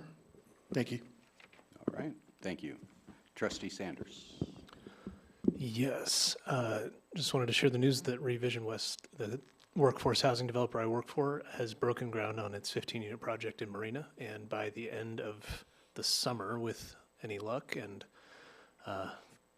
without any unforeseen delays, we should have 15 units of housing online for the local workforce, including potentially a MPUSD staff and faculty. So we'll make sure you're among the first to know. We're working out the property management details now, and look forward to having those units available to the general public. Excellent. Trustee Khan. Yeah, so there's you know, this being kind of my last communication for this semester, I guess there's a lot of things that I want to say, and a lot of people I want to thank, but just to use my time as wisely as I can, I did want to share a very brief story about a student from Monterey High School, and his story kind of summarizes my thoughts of you know, MPUSD and the board and just everything in general. And I'm gonna try to talk a little bit slowly so that our Spanish speaker can get translated, because I think it's important that she hears it too, because she mentioned she had a son at Monterey High, and I think this story is very inspiring. And excuse me, I have some notes down here from the student. So the story is about Carlos Corres Velasco. And you might have heard of his story already, because I noticed that there was an article published by MPUSD already, but he's truly inspiring. So Carlos grew up in foster care and went through the foster care system. And he went in elementary school to Ord Terrace Elementary, then Walter Colton, and then Monterey High School, where he's a senior now. So this is a student who is a true homegrown MPUSD student, has been through MPUSD his whole life. At Monterey High, he got involved with the IB diploma program, which, if you don't know, is kind of our equivalent to AP, college level courses, and it's very rigorous. I'm a part of it too, and I, you know, it's hard enough for me, and you know, most students can't make it through. So just by completing the diploma program is already an achievement that 95% of students at high school wouldn't be able to say. In addition to the diploma program, he's also involved with the Spark Academy, which is one of the 3 academies we have at Monterey High School. He also is involved with dual enrollment, taking college courses at MPC, and as well as AVID, which is the program we have on school to get students familiarized with college and engaged with. They go on field trips to colleges to see what it's like and things like that. And the truly remarkable thing about Carlos's story is through a program called QuestBridge, whether you've heard of it or not. QuestBridge is a national program that connects colleges with low-income students, and they get funding to provide a full ride scholarship to students who make it to the final round of QuestBridge. And there's about 25,000 students who apply to QuestBridge initially nationwide through a very rigorous application process and very competitive, as you can assume, since these students are competing for a full ride scholarship to the nation's most prestigious colleges. So that's worth a lot of money. So there's a lot of students competing, very competitive. So after 25 students initially apply, they cut it down to, I believe it's around 9,000 for the finalist round. And after the finalist round, those finalist applications are submitted to colleges nationwide for colleges to, they call it matching, to match with a college. So of those 9,000 students, about 3,000 eventually match with a college where the college says, okay, I want this student, and work with QuestBridge to provide a full ride scholarship. I'm very excited to say that Carlos has matched with Princeton University, which, if you don't know, is the #1 ranked university in our country. He's also will be receiving the full ride scholarship to pay for tuition and board and room.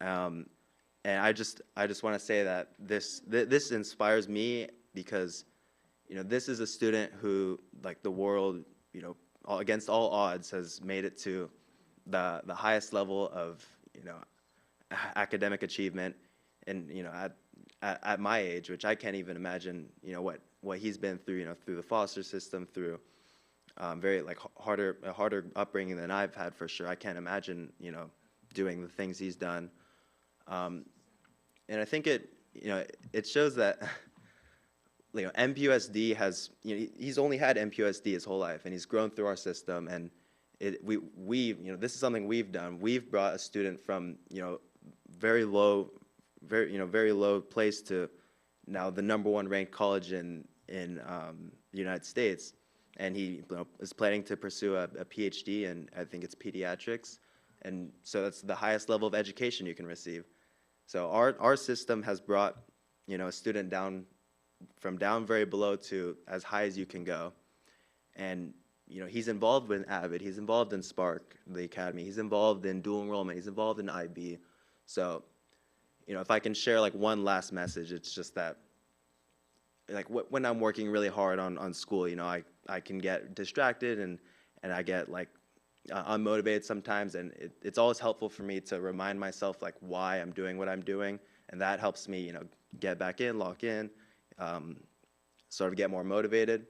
And today I just wanted to, you know, as I'm leaving my position, to hand it off to Viviana and Luis, just wanted to say, Carlos's story is what inspired me to, you know, to show what we're doing this for. It's, you know, these programs that we decide at the table here and approve here, these programs like AVID, these programs like dual enrollment like we just did with CSUMB, these are the programs that are changing like the trajectories of people's lives, like Carlos. I think without MPUSD, you know, Carlos's life could be very different, you know. So it's our district that provided this opportunity for Carlos, you know, to be able to attend the #1 ranked college in America for, you know, essentially for free. So I just wanted to say that, share that story. Wow. Awesome. Thank you.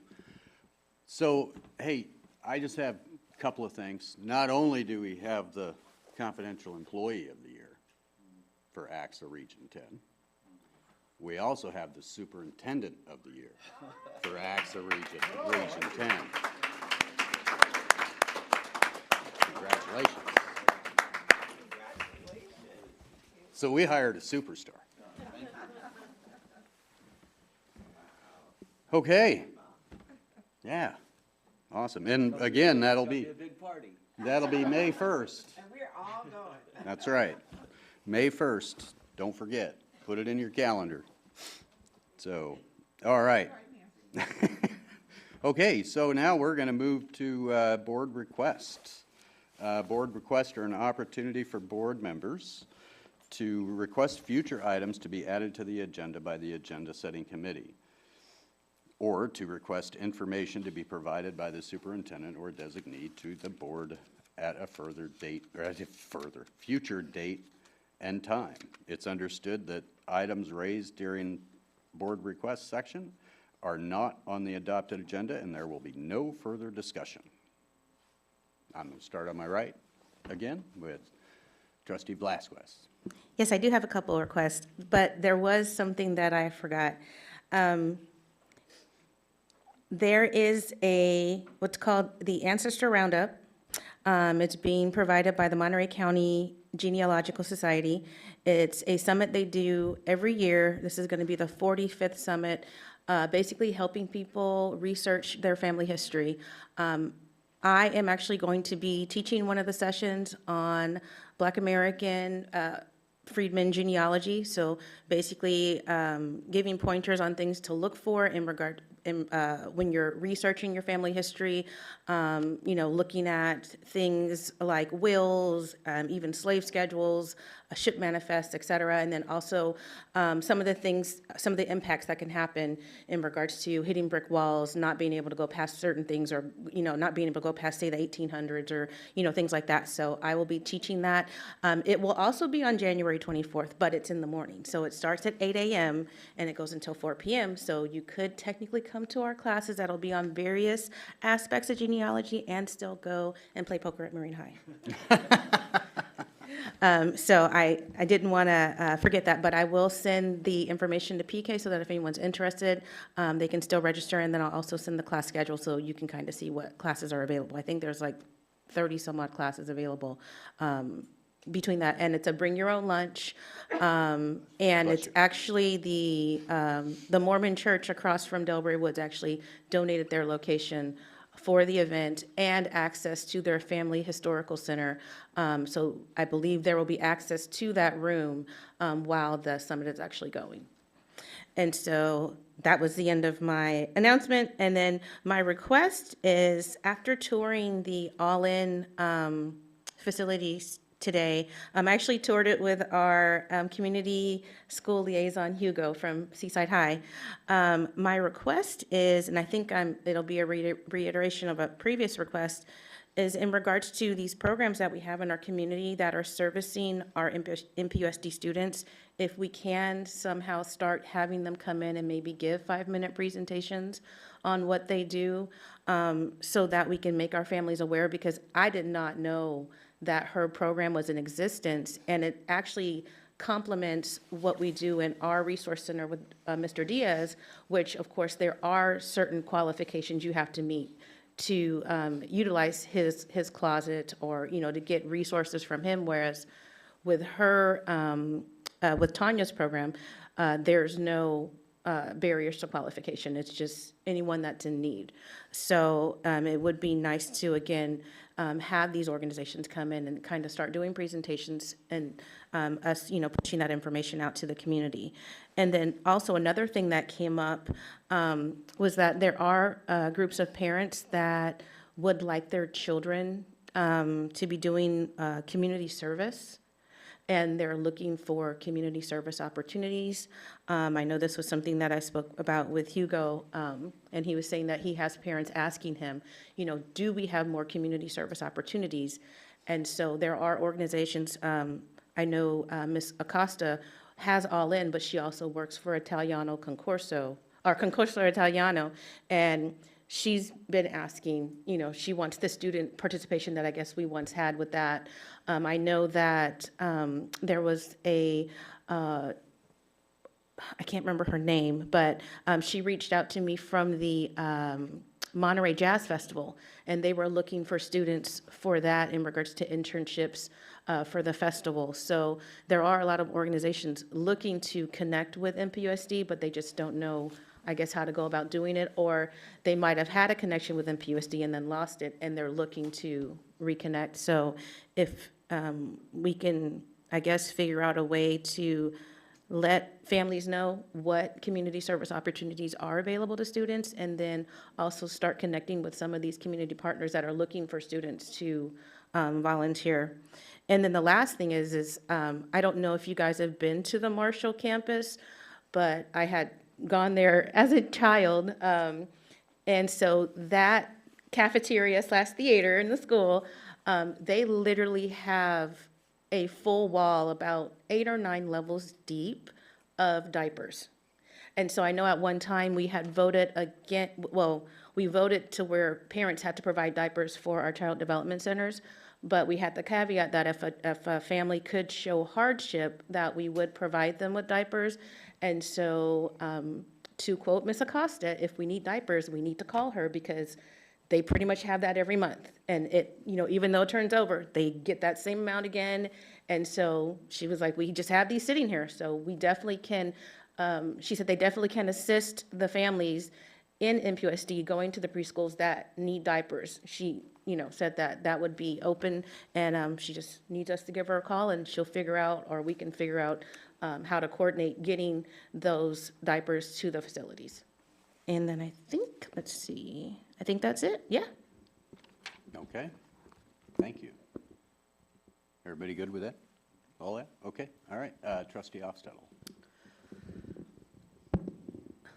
Being from Minneapolis, Minnesota, I would like to ask if we can check in with all of our schools to see if they feel prepared, if there was any ICE action that came into our community. I know we prepared a lot when the writing started being on the wall, but I think it's good to check in at intervals to make sure the ideas are fresh, available, so there isn't any question, so that our families feel supported, because I've seen a lot of school board meetings out of Minnesota lately that are not being, the parents are not being heard, so I want to make sure our families are heard and supported.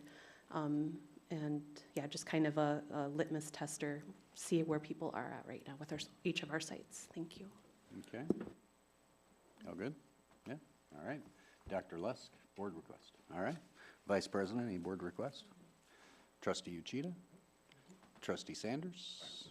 Yes, in case it was not formalized earlier in the meeting, I do want to make a request that we initiate that 7-Eleven committee process so that we can take a look at all those surplus sites. There's a lot of opportunities to improve any number of aspects for the district, including, financial stability, as well as opportunities to create on appropriate sites as deemed by recommendations from the committee and our leadership here at the board, opportunities to house staff and faculty, make their dollars go further, make our dollars go further, partner with other institutions to make the district more sustainable in terms of recruitment. These sites have a lot of potential, whether it's to bring in revenue or create housing itself. So I'd love to make sure we get the most out of them and get that process going to get as much input from community as we can to make decisions about it. Okay. Yep. All right. Trustee Hunt. Awesome. Okay. All right, that will end board request, and we will now move to advanced planning. Our next meeting is January 27th, right here at the District Service Center. It's a regular meeting. Is there a motion to adjourn? I move to adjourn. I'll second. Okay, I have a motion from Dr. Lusk and a second from Trustee Ofstettle. Anything further? All those in favor, please say aye. Aye. Opposed? Abstentions? Motion carries. We are adjourned. Thank you.